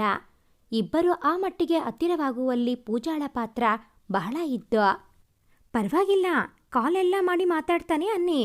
ಬರೀ ಕಾಲೆಷ್ಟೇನಾ ಅಥವಾ ಎಂದಳು ಛೇದಿಸುವಂತೆ. ಅವಳಿಗೆ ಅತ್ತಿಗೆಯನ್ನು ಕಾಡದೇ ಇದ್ದರೆ ಸಮಾಧಾನ ಇಲ್ಲವಲ್ಲ. ನೀನು ಅಂದುಕೊಂಡ ಹಾಗೆಲ್ಲ ಏನೂ ಇಲ್ಲ. ಅವನಿಗೆ ಹಸಿವಾಗಿದೆ ಅಂತ ಅನ್ಸುತ್ತೆ, ನೋಡು ಅಳ್ತಾ ಇದ್ದಾನೆ. ನನಗೆ ಸ್ವಲ್ಪ ಕೆಲಸ ಇದೆ, ಹೊರಗೆ ಹೋಗಿ ಬರ್ತೀನಿ ಎನ್ನುತ್ತಾ ಎದ್ದಳು ತನ್ಯಾ. ಅತ್ತಿಗೆ, ಒಂದು ಸ್ವಲ್ಪ ಹೊತ್ತು ಇವನನ್ನ ಹಿಡಿದುಕೊಂಡು ಕೂತಿರಿ, ನಾನು ಸ್ನಾನ ಮಾಡಿ ಬರ್ತೀನಿ ಪ್ಲೀಸ್ ಎಂದಳು ಕಣ್ಣು ಕಿರಿದಾಗಿಸಿ. ಒಂದು ಮಗುವಾದರೂ ಮಕ್ಕಳ ಬುದ್ಧಿ ಬಿಡಬೇಡ ನೀನು, ಬೇಗ ಹೋಗಿ ಬಾ. ಪೂಜಾಗೆ ನಯವಾಗಿ ಗದರಿ ಗುಂಡು ಗುಂಡಾಗಿ ಬೆಣ್ಣೆ ಮುದ್ದೆಯಂತಿದ್ದ ಅಳಿಯನನ್ನು ಎತ್ತಿಕೊಂಡಿದ್ದಳು. ಅವನೆಂದರೆ ಅವಳಿಗೇನೋ ಒಂದು ರೀತಿಯ ಮಮಕಾರ. ನೋಡು, ನಿನ್ನ ಅಮ್ಮ ನಿನಗಿಂತ ಚಿಕ್ಕ ಮಗುವಿನ ಹಾಗೆ ಮಾಡ್ತಾಳೆ. ಬುದ್ಧಿ ಅನ್ನೋದು ಸ್ವಲ್ಪ ಕೂಡ ಬೆಳೆದಿಲ್ಲ, ಇನ್ನೂ ಹುಡುಗು ಸ್ವಭಾವ. ನೀನು ಹಾಗೆ ಆಗಬೇಡ ಆಯ್ತಾ? ನಿನ್ನ ಅಪ್ಪನ ಮುಗ್ಧತೆ, ನಿನ್ನ ಮಾವನ ಧೈರ್ಯದಿಂದ ಇರಬೇಕು. ಮಗುವಿನ ಜೊತೆಗೆ ಮಾತನಾಡುತ್ತಾ ತಾನೂ ಕೂಡ ಮಗುವಾಗಿ ಬಿಟ್ಟಿದ್ದಳು. ಆ ಮಗುವೂ ಅಷ್ಟೇ, ತನ್ನ ಅತ್ತೆಯ ಮಾತು ತನಗೆ ಅರ್ಥವಾಯಿತು ಎಂಬಂತೆ ಕಿಲಕಿಲ ನಕ್ಕಿತು. ಇಷ್ಟು ಹೊತ್ತು ಮಗುವಿನ ಜೊತೆಗೆ ಮಡದಿಯ ಮುದ್ದು ಮುದ್ದು ಮಾತುಗಳನ್ನು ಕೇಳುತ್ತಾ ಬಾಗಿಲಿನಲ್ಲಿ ನಿಂತಿದ್ದವ ಈಗ ನೀವಿಬ್ಬರೇ ಅಲ್ಲ, ನಾನು ಕೂಡ ಇದ್ದೇನೆ ಎಂದು ಹೇಳಲು ಕೆಮ್ಮಿದಂತೆ ನಟಿಸಿದನವ. ಅರೆ, ನೀವ್ಯಾವಾಗ ಬಂದ್ರಿ? ಅವನ ಕಡೆಗೆ ಆಶ್ಚರ್ಯದಲ್ಲಿ ನೋಡುತ್ತಾ ಕೇಳಿದಳು.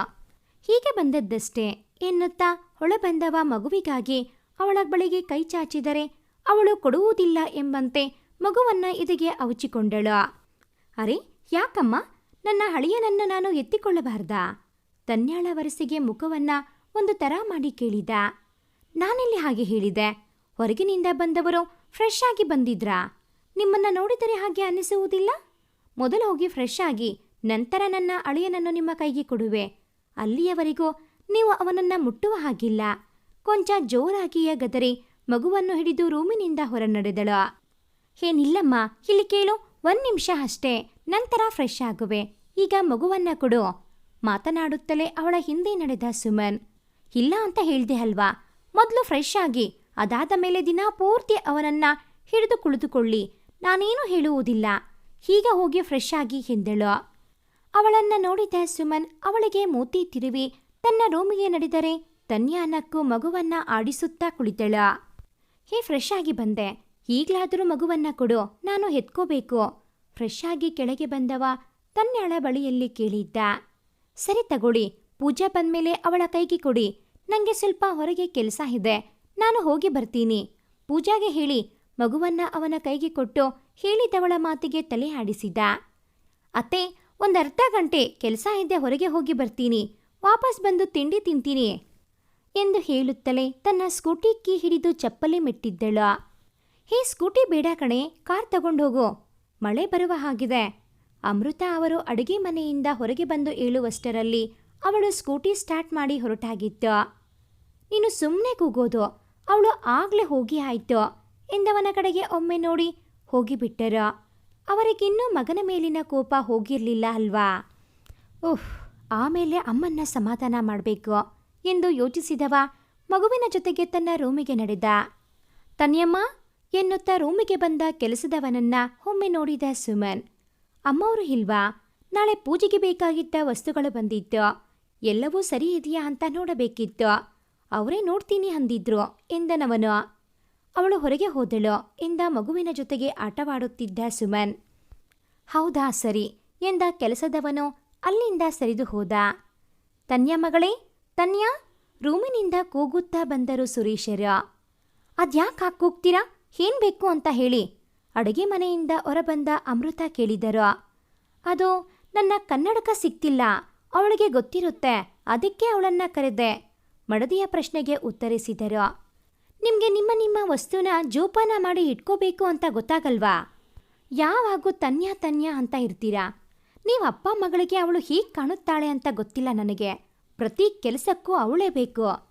ಮತ್ತೆ 3 ಜನ ಅವಳು ಊಟ ಮಾಡಿದ್ಲಾ, ತಿಂಡಿ ಮಾಡಿದ್ಲಾ, ಏನೂ ಕೇಳಬೇಡಿ. ಈಗ ಕೂಡ ಕೆಲಸ ಇದೆ, ಹೊರಗೆ ಹೋಗಿ ಬರ್ತೀನಿ ಅತ್ತೆ ಅಂತ ಅವಳು ಹೇಳಿ ಹೋಗಿ 2 ಗಂಟೆ ಆಯಿತು. ತಿಂಡಿ ಬೇರೆ ತಿಂದಿಲ್ಲ ಅವಳು ಇನ್ನೂ. ಅವಳು ಚಿಂತೆ ಇದೆಯಾ ನಿಮಗೆ? ದಿನ ರಾತ್ರಿ 3 ಗಂಟೆಗೆ ಮಲಗಿದರೆ ಬೆಳಗ್ಗೆ 6 ಗಂಟೆಗೆ ಹೇಳೋದು ಅವಳು. ಅದೆಲ್ಲ ನಿಮ್ಮ ಕಣ್ಣಿಗೆ ಬೀಳೋದಿಲ್ಲ. ಇನ್ಮೇಲೆ ಎಲ್ಲದಕ್ಕೂ ತನ್ಯಾ ತನ್ಯಾ ಅಂತ ಕರಿಬೇಕು. ಏನು ಮಾಡ್ತೀನಿ ನೋಡಿ. ನಿಮ್ಮ ಕೆಲಸ ನೀವು ಮಾಡಿಕೊಂಡ್ರೆ ಒಳ್ಳೇದು. ಇಲ್ಲ ಅಡುಗೆ ಮನೆಯಲ್ಲಿ ಇರೋ ಸಟ್ಟ ಕಾಯಿಸಿ 3 ಬರೆ ಹಾಕಿಬಿಡುವೆ, ಜಾಗ್ರತೆ. ಇದ್ದ ಬದ್ದ ಕೋಪವನ್ನೆಲ್ಲ ಹೊರಗೆ ಹಾಕಿಬಿಟ್ಟರು ಅಮೃತ. ಅಮ್ಮ, ಅಣ್ಣನ ಮೇಲೆ ಕೋಪ ಇದ್ರೆ ನೇರವಾಗಿ ಅವನಿಗೆ ಹೇಳೋ, ಅದ್ಬಿಟ್ಟು ನಮ್ಮಿಬ್ಬರಿಗೆ ಯಾಕೆ ಬೈಯೋದು ನೀನು? ಅಮ್ಮನ ಕೋಪ ಅಣ್ಣನ ಮೇಲೆ ಎಂದು ಅರಿವಿದ್ದವಳು ನೇರವಾಗಿ ಅಮ್ಮನೊಂದಿಗೆ ಯುದ್ಧಕ್ಕೆ ಇಳಿದಳು. ಅವನ ಮೇಲೆ ಕೋಪ ಇದ್ರೆ ನೇರವಾಗಿ ಅವನಿಗೆ ಬೈತೀನಿ ಕಣೆ. ನಿಮ್ಮಿಬ್ಬರನ್ನ ಯಾಕೆ ಬೈಲಿ ನಾನು? ಇವತ್ತಿನ ಕೋಪ 3 ಜನರ ಮೇಲೆ ಕೂಡ. ಬೆಳಗ್ಗೆ ಎದ್ದು ಹೋದವಳು ಇನ್ನೂ ಬಂದಿಲ್ಲ ನೋಡು. ಮಳೆ ಬೇರೆ ಬರ್ತಾ ಇದೆ. ಕಾರ್ ತಗೊಂಡು ಹೋಗಿ ಅಂದ್ರೆ ಕೇಳೋದಿಲ್ಲ ಹುಡುಗಿ ಎನ್ನುತ್ತಾ ಅಡುಗೆ ಮನೆ ಕಡೆಗೆ ನಡೆದರು. ಮನೆ ಹೊರಗೆ ನೋಡಿದ ಸುಮನ್ಗೆ ಗಾಬರಿಯಾಯಿತು. ಇಷ್ಟು ಜೋರು ಮಳೆಯಲ್ಲಿ ಅವಳು ಸ್ಕೂಟಿಯಲ್ಲಿ ಬರೋದು ಬೇಡ ಎಂದುಕೊಂಡವ ತನ್ನ ಕಾರ್ ಕೀ ಹಿಡಿದು ಹೊರ ನಡೆದ. ಸುಮಾರು 10 ಕಿಲೋಮೀಟರ್ ದೂರ ಬಂದ ನಂತರ ಅವನಿಗೆ ಕಂಡಿದ್ದು ಒಂದು ಮರದ ಕೆಳಗೆ ಇದ್ದ ಅವಳ ಸ್ಕೂಟಿ. ಅಲ್ಲಿಯೇ ಕಾರ್ ಪಾರ್ಕ್ ಮಾಡಿದವ ತನ್ನ ಛತ್ರಿ ಬಿಡಿಸಿ ಸ್ಕೂಟಿ ಇದ್ದಲ್ಲಿಗೆ ನಡೆದವನಿಗೆ ಕಂಡಿದ್ದು ಮರದ ಕೆಳಗೆ ಮಂಡಿಯಲ್ಲಿ ಮುಖ ಒದಗಿಸಿ ಕುಳಿತಿದ್ದ ತನ್ಯಾ. ಆ ಜೋರು ಮಳೆಯಲ್ಲಿ ತೊಯ್ದು ತೊಪ್ಪೆ ಆಗಿದ್ದರೂ ಕೂಡ ಸುಮ್ಮನೆ ಕುಳಿತಿದ್ದವಳ ಬಳಿಗೆ ಹೋಗಿ ಅವಳ ಭುಜದ ಮೇಲೆ ಕೈ ಇಟ್ಟನಷ್ಟೆ. ಬೆಚ್ಚಿದ ತನ್ಯಾ ಒಂದೇ ಸಲಕ್ಕೆ ಅವನನ್ನ ದೂಡಿಬಿಟ್ಟಳು. ಏನಾಯ್ತಮ್ಮ? ಮರದ ಕೆಳಗೆ ಬಿಕ್ಕುತ್ತಾ ಕುಳಿತಿದ್ದವಳ ಎದುರಿಗೆ ಹೋಗಿ ಕುಳಿತು ಕೇಳಿದ. ಅವಳನ್ನ ಎಂದೂ ಕೂಡ ಅಷ್ಟಾಗಿ ಸೋತು ಹೋದಂತೆ ನೋಡಿರಲಿಲ್ಲ ಅವನು. ಅವಳದ್ದು ಅದೇ ಅಳು. ಅವನು ಬಂದಿರುವ ಪರಿವೇ ಕೂಡ ಇರಲಿಲ್ಲ ಅವಳಿಗೆ. ಹೋಯ್ ತನ್ಯಾ, ಏನಾಯ್ತಮ್ಮ? ಯಾಕೀಗ ಅಳ್ತಾ ಕೂತಿದ್ಯಾ? ಅದು ಕೂಡ ಎಷ್ಟೊಂದು ಮಳೆ ಬರಬೇಕಾದರೆ. ಅವಳ ಸಮಕ್ಕೆ ಕುಳಿತು ಕೇಳಿದವನ ಮುಖವನ್ನ ಆತರವಾಗಿ ನೋಡಿದಳು ಕಣ್ಣು ತುಂಬಿಕೊಂಡು. ಏನಾಯ್ತು? ಅವಳು ಮಾತನಾಡದೇ ಇದ್ದಾಗ ಮತ್ತೆ ಕೇಳಿದ. ರೀ ಎಂದವಳು ಅವನನ್ನ ಒಮ್ಮೆಲೆ ಗಟ್ಟಿಯಾಗಿ ಅಪ್ಪಿಬಿಟ್ಟಳು. ಅದೆಷ್ಟು ಗಟ್ಟಿಯಾಗಿ ಎಂದರೆ ಅವಳು ಅಪ್ಪಿದ ರಭಸಕ್ಕೆ ಒಂದು ಕ್ಷಣ ಅವನೇ ಒಂದೆರಡು ಹೆಜ್ಜೆ ಹಿಂದೆ ಸರಿದಿದ್ದ. ಹೋಯ್, ನೀನ್ ಹೀಗೆ ಹತ್ತರೆ ಏನು ಅಂತ ತಿಳ್ಕೋಬೇಕು ನಾನು ಎನ್ನುತ್ತಾ ಅವಳ ಬೆನ್ನು ಬಳಸಿದವನಿಗೆ ಅವಳ ಅಳುವಿಗೆ ಕಾರಣ ಗೊತ್ತಾಗಿ ಹೋಗಿತ್ತು. ಕೋಪಕ್ಕೆ ಅವನ ಮುಖವೆಲ್ಲ ಕೆಂಪಾಗಿ ನರಗಳು ಬಿಗಿದವು. ಆ ಕ್ಷಣಕ್ಕೆ ಅವಳ ಈ ಪರಿಸ್ಥಿತಿಗೆ ಕಾರಣ ಆಗಿದ್ದವರು ಎದುರು ಸಿಕ್ಕಿದ್ದರೆ ಸಿಗದೆ ಹಾಕುತ್ತಿದ್ದನೇನೋ. ಅವಳ ಪರಿಸ್ಥಿತಿ ನೋಡಿ ಅವರ ಮೇಲಿನ ಕೋಪವನ್ನು ತಡೆದುಕೊಂಡವನು, ನಡಿ ಈಗ ಮನೆಗೆ ಹೋಗೋಣ, ಆಮೇಲೆ ಮಾತನಾಡಿದರೆ ಆಯಿತು ಎನ್ನುತ್ತಾ ಅವಳನ್ನ ಸರಿಸಿದರೆ ಮಳೆಯಲ್ಲಿ ನೆನೆದ ಕಾರಣಕ್ಕೋ ಅಥವಾ ಬಹಳ ಹೊತ್ತಿನಿಂದ ಅತ್ತ ಕಾರಣಕ್ಕೋ ಅವಳು ಅದಾಗಲೇ ಪ್ರಜ್ಞೆ ಕಳೆದುಕೊಂಡಿದ್ದಳು. ಅವಳನ್ನ ಕಾರಿನಲ್ಲಿ ಕೂರಿಸಿ ಸೀಟ್ ಬೆಲ್ಟ್ ಹಾಕಿದವನು ಅವಳ ಸ್ಕೂಟಿಯನ್ನ ಲಾಕ್ ಮಾಡಿ ಮನೆ ಕಡೆಗೆ ಕಾರ್ ತಿರುಗಿಸಿದ. ಅವಳಿಗೆ ಏನಾಯ್ತೋ? ಯಾಕೀಗೆ ಎತ್ಕೊಂಡು ಬರ್ತಾ ಇದ್ದೀಯಾ? ಮುದ್ದಿನ ಸೊಸೆ ಪ್ರಜ್ಞೆ ಇಲ್ಲದೆ ಮಗನ ತೋಳಿನಲ್ಲಿ ಮಲಗಿದ್ದನ್ನು ನೋಡಿದ ಅಮೃತ ಅವರು ಗಾಬರಿಯಿಂದ ಕೇಳಿದರು. ಮಕ್ಕಳಿಗೆ ಏನಾದರೂ ಸ್ವಲ್ಪ ಮಟ್ಟಿಗೆ ಸಹಿಸುವರೇನೋ, ಆದರೆ ಸೊಸೆಯ ಆರೋಗ್ಯದಲ್ಲಿ ಕೊಂಚ ಏರುಪೇರಾದರೋ ಎಲ್ಲ ಕೆಲಸ ಬಿಟ್ಟು ಅವಳ ಪಕ್ಕದಲ್ಲಿಯೇ ಕುಳಿತು ಬಿಡುತ್ತಿದ್ದರು. ತುಂಬ ಹೊತ್ತಿನಿಂದ ಮಳೆಯಲ್ಲಿ ನೆನೆದು ಪ್ರಜ್ಞೆ ತಪ್ಪಿದ್ದಾಳೆ ಅಷ್ಟೇ. ಪೂಜಾ, ಸ್ವಲ್ಪ ಬಾ ನೀನು ಎಂದ. ಅವಳನ್ನ ರೂಮಿಗೆ ಕರೆದುಕೊಂಡು ಹೋದ. ಅಮೃತ ಅವರು ಮಂಡಿ ನೋವಿನಿಂದ ಮೆಟ್ಟಿಲು ಹತ್ತಿ ಹೋಗುತ್ತಾ ಇರಲಿಲ್ಲ. ಪೂಜಾ, ಸ್ವಲ್ಪ ಅವಳ ಡ್ರೆಸ್ ಚೇಂಜ್ ಮಾಡೋ, ಹಾಗೆ ಇದ್ರೆ ಕೋಲ್ಡ್ ಆಗುತ್ತೆ. ನಾನು ಬೇರೆ ರೂಮಿನಲ್ಲಿ ಡ್ರೆಸ್ ಚೇಂಜ್ ಮಾಡಿ ಬರ್ತೀನಿ, ನಿನ್ನ ಜೊತೆಗೆ ಸ್ವಲ್ಪ ಮಾತಾಡಬೇಕು ಎಂದವ ತೋಳಿನಲ್ಲಿ ಇದ್ದ ತನ್ಯಾಳನ್ನ ಮಲಗಿಸಿ ಅವನ ಬಟ್ಟೆ ಹಿಡಿದು ಬೇರೆ ರೂಮಿಗೆ ನಡೆದ. ಅಣ್ಣ, ಏನಾಯ್ತು ಅಂತ ನಿಜ ಹೇಳೋ. ಇವರನ್ನ ನೋಡಿದ್ರೆ ಮಳೆಯಲ್ಲಿ ನೆನೆದು ಪ್ರಜ್ಞೆ ತಪ್ಪಿದ ಹಾಗೆ ಅನಿಸ್ತಾ ಇಲ್ಲ ನನಗೆ. ಅದು ಅಲ್ಲದೆ ಅವರ ಬಟ್ಟೆ ಅಲ್ಲಲ್ಲಿ ಅರೆದಿದ್ದು. ನಿಜ ಹೇಳೋ, ಏನಾಯ್ತು ಅತ್ತಿಗೆಗೆ? ಬಟ್ಟೆ ಬದಲಿಸಿ ತನ್ನ ರೂಮಿಗೆ ಬಂದವನಲ್ಲಿ ಕೇಳಿದ್ದಳು ಪೂಜಾ. ಅವಳಿಗೆ ಅತ್ತಿಗೆ ಬರೀ ಮಳೆಯಲ್ಲಿ ನೆನೆದ ಕಾರಣಕ್ಕೆ ಪ್ರಜ್ಞೆ ತಪ್ಪಿಲ್ಲ ಎಂಬ ಅರಿವಾಗಿ ಹೋಗಿತ್ತು. ನನಗೆ ಕೂಡ ಗೊತ್ತಿಲ್ಲ ಪುಟ್ಟ. ನಾನು ಹೋದಾಗ ಮಳೆಯಲ್ಲಿ ಮರದ ಕೆಳಗೆ ಕುಳಿತು ಅಳುತ್ತಾ ಇದ್ದಳು. ನಾನು ಏನು ಅಂತ ಕೇಳಿದ್ರೋ ಹೇಳದೆ ಸುಮ್ಮನೆ ನನ್ನ ಅಪ್ಪಿಕೊಂಡವಳು ಹಾಗೆ ಪ್ರಜ್ಞೆ ತಪ್ಪಿದ್ಲು. ನನಗೆ ಕೂಡ ವಿಷಯ ಏನು ಅಂತ ಗೊತ್ತಿಲ್ಲ ಎಂದವನು ತನ್ಯ ಪಕ್ಕದಲ್ಲಿ ಕುಳಿತು ಅವಳ ತಲೆ ಸವರಿ ಹಣೆಗೆ ಮುತ್ತಿಟ್ಟ. ಅವನ ಆ ವರಸೆ ನೋಡಿದ ಪೂಜಾಗೆ ಹಾರ್ಟ್ ಅಟ್ಯಾಕ್ ಆಗೋದು ಬಾಕಿ ಅಷ್ಟೇ. ಅಣ್ಣ, ನಾನಿನ್ನೂ ಇಲ್ಲೇ ಇದ್ದೀನಿ, ಸ್ವಲ್ಪ ನೋಡ್ಕೊಂಡು ಹತ್ತಿಗೆನ ಮುದ್ದು ಮಾಡು ಎಂದಳು ಬಂದ ನಗುವನ್ನು ತುಟಿಯ ಹಂಚಿನಲ್ಲಿ ತಡೆಯುತ್ತಾ. ಇವಳ ಪರ್ಸನಲ್ ಅಸಿಸ್ಟೆಂಟ್ ನಂಬರ್ ಇದೆಯಾ ನಿನ್ನ ಬಳಿ?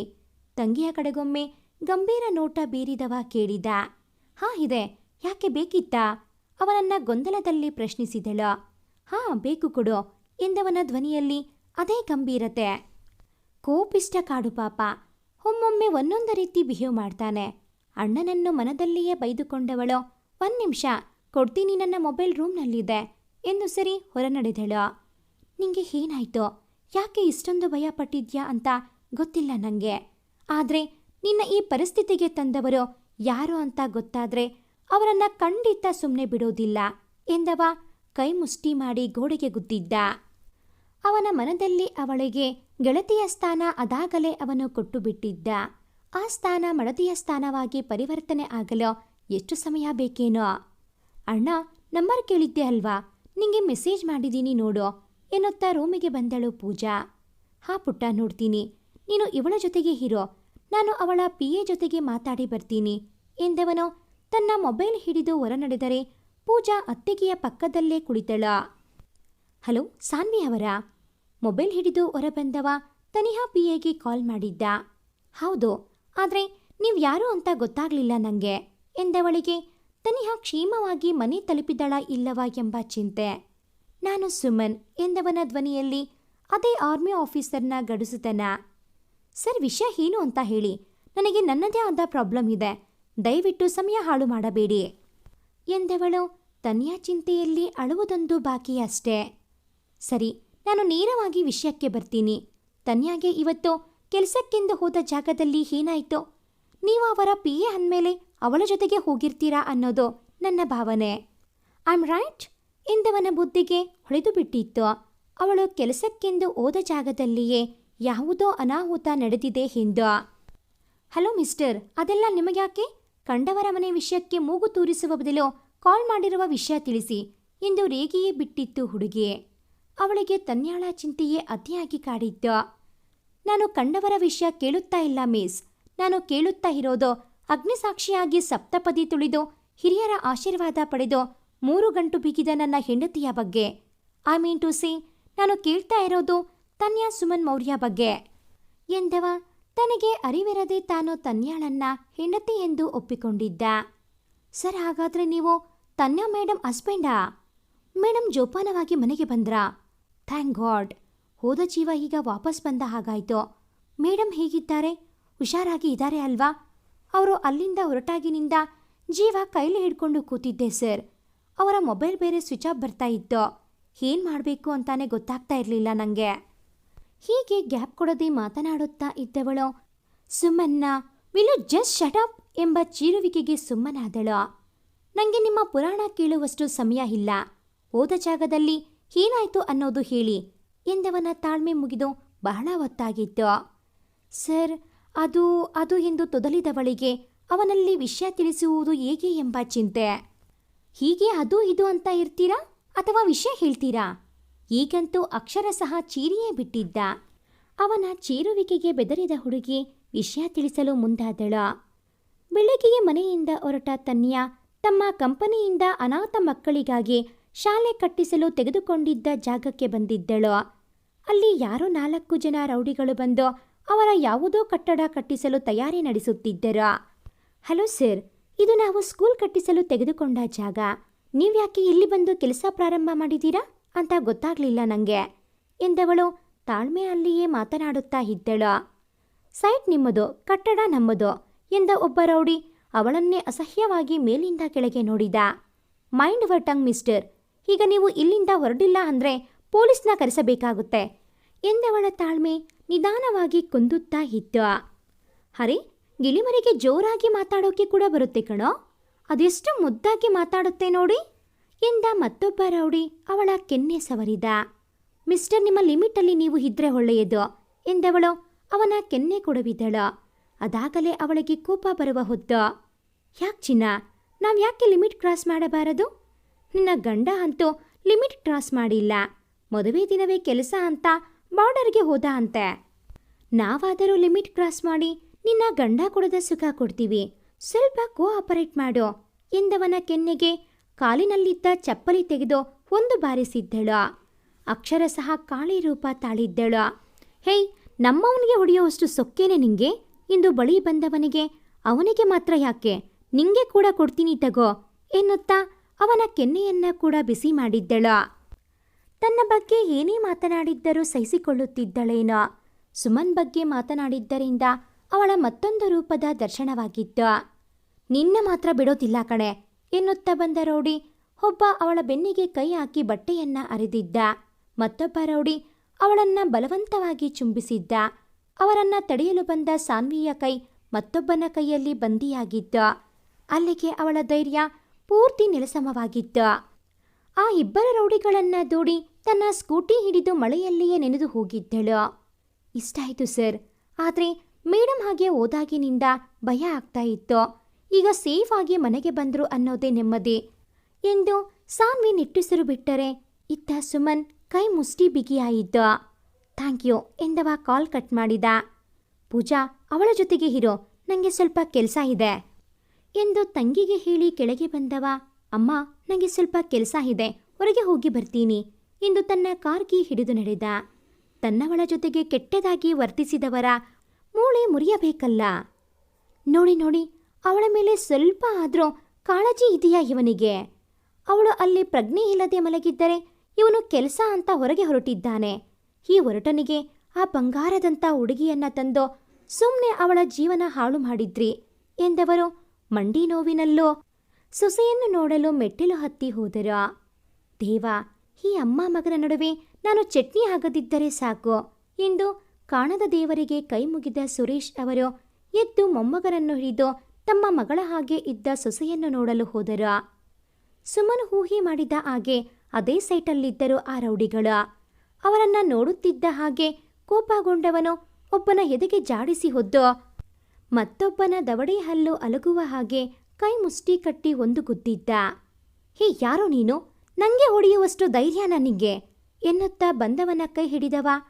ಹೆಣ್ಣಿನ ಮೈ ಮುಟ್ಟಿದರೆ ನಿನಗೆ ಮಾತ್ರ ಅಲ್ಲ, ನಿನ್ನ ಅಪ್ಪನಿಗೂ ಹೊಡಿತೀನಿ ಎಂದ ಸುಮನ್ ಅವನ ಕುತ್ತಿಗೆಯನ್ನ ತಿರುಚಿಬಿಟ್ಟ. ನನ್ನ ಹೆಂಡತಿ ಮೈ ಮುಟ್ಟಿದ ನಿಮ್ಮಿಬ್ಬರನ್ನ ಹಾಗೆ ಬಿಡ್ತೀನಿ ಅಂತ ಹೇಗೆ ಅನ್ಕೊಂಡೆ ನೀನು? ದೇಶ ಕಾಯೋನಿಗೆ ಕೈ ಹಿಡಿದು ಸಪ್ತಪದಿ ತುಳಿದವಳನ್ನ ಹೇಗೆ ಕಾಪಾಡಿಕೊಳ್ಳಬೇಕು ಅನ್ನೋದು ಗೊತ್ತಿರೋದಿಲ್ವ ನಂಗೆ? ಅವಳಷ್ಟೇ ಅಲ್ಲ, ಬೇರೆ ಹೆಣ್ಣು ಮಕ್ಕಳ ಮೈ ಮುಟ್ಟೋದಲ್ಲ, ಅವರನ್ನ ಕೆಟ್ಟ ದೃಷ್ಟಿಯಿಂದ ನೋಡೋಕೆ ಕೂಡ ಭಯ ಪಡಬೇಕು ನೀವು ಎಂದವನ ಕೊಡುತ್ತಿದ್ದ ಈಟಿಗೆ ಇಬ್ಬರೂ ಕೂಡ ಮೂಗಿನಲ್ಲಿ ಬಾಯಲ್ಲಿ ರಕ್ತ ಸುರಿಸಿಕೊಂಡು ಬಿದ್ದಿದ್ದರು. ಅವರ ಮೇಲಿನ ಕೋಪ ತಣಿಯುವವರೆಗೂ ಹೊಡೆದವ ಕೊನೆಯಲ್ಲಿ ತಾನೇ ಆಂಬ್ಯುಲೆನ್ಸ್ಗೆ ಕರೆ ಮಾಡಿ ಅಡ್ರೆಸ್ ತಿಳಿಸಿ ಅಲ್ಲಿಂದ ಹೊರಟಿದ್ದ. ನನಗೆ ಇವಳು ಕೇವಲ ಮಳೆಯಲ್ಲಿ ನೆನೆದ ಕಾರಣಕ್ಕೆ ಹೀಗೆ ಪ್ರಜ್ಞೆ ತಪ್ಪಿದ್ದಾಳೆ ಅಂತ ಅನಿಸ್ತಾ ಇಲ್ಲ ಕಣೆ ಪೂಜಾ. ಏನೂ ಆಗಬಾರದ್ದು ಆಗಿದೆ, ಅದಕ್ಕೆ ಹೀಗಾಗಿದೆ ಇವಳಿಗೆ. ಇದಕ್ಕೂ ಮೊದಲು ಬಹಳ ಬಾರಿ ಮಳೆಯಲ್ಲಿ ನೆನೆದು ಬಂದಿದ್ದರೂ ಕೂಡ ಏನೂ ಆಗಿರಲಿಲ್ಲ. ಅವನು ಬರಲಿ, ನಾನೇ ಕೇಳ್ತೀನಿ ಅವನ ಹತ್ರ. ತನ್ಯ ಪಕ್ಕದಲ್ಲಿ ಕುಳಿತು ಪೂಜಾ ಬಳಿಯಲ್ಲಿ ಹೇಳುತ್ತಾ ಇದ್ದರು ಅಮೃತ. ಅವರಿಗಂತೂ ಸೊಸೆಯನ್ನು ಆ ಪರಿಸ್ಥಿತಿಯಲ್ಲಿ ನೋಡಿ ಸಂಕಟವಾಗುತ್ತಾ ಇತ್ತು. ತನ್ನ ಮಕ್ಕಳಿಗಿಂತ ಅವಳೇ ಹೆಚ್ಚಾಗಿದ್ದಳಲ್ಲವ ಅವರಿಗೆ. ಬೆಳಗ್ಗೆ ಎದ್ದಾಗಿನಿಂದ ಆಫೀಸ್ಗೆ ಹೋಗೋವರೆಗೂ, ಆಫೀಸಿಂದ ಬಂದ ನಂತರದಿಂದ ಮಲಗೋವರೆಗೂ ಅಮ್ಮ ಅದು, ಅಮ್ಮ ಇದು, ಅಮ್ಮ ಹಾಗೆ, ಅಮ್ಮ ಹೀಗೆ ಎಂದು ಪಟಾಕಿಯ ಹಾಗೆ ಮಾತನಾಡುತ್ತಾ ಅವರ ಹಿಂದೆ ಮುಂದೆ ಸುತ್ತುತ್ತಾ ಇದ್ದವಳು ಹಾಗೆ ಮಲಗಿದ್ದನ್ನು ನೋಡಲು ಅವರಿಗಾದರೂ ಹೇಗೆ ಸಾಧ್ಯ? ಅಮ್ಮ ಎನ್ನುತ್ತಾ ತಲೆ ಹಿಡಿದು ಎದ್ದು ಕುಳಿತಳು ತನ್ಯ. ಏನಾಯ್ತೋ, ತಲೆ ನೋಯ್ತಾ ಇದೆಯಾ? ಆತಂಕದಲ್ಲಿ ಕೇಳಿದರು ಅಮೃತ. ಅಮ್ಮ ಈಗ ತಾನೇ ಎಚ್ಚರ ಆಗಿದ್ದಾರೆ, ನೀನು ಗಾಬರಿಯಾಗಿ ಅವರನ್ನ ಕೂಡ ಗಾಬರಿ ಮಾಡಬೇಡ.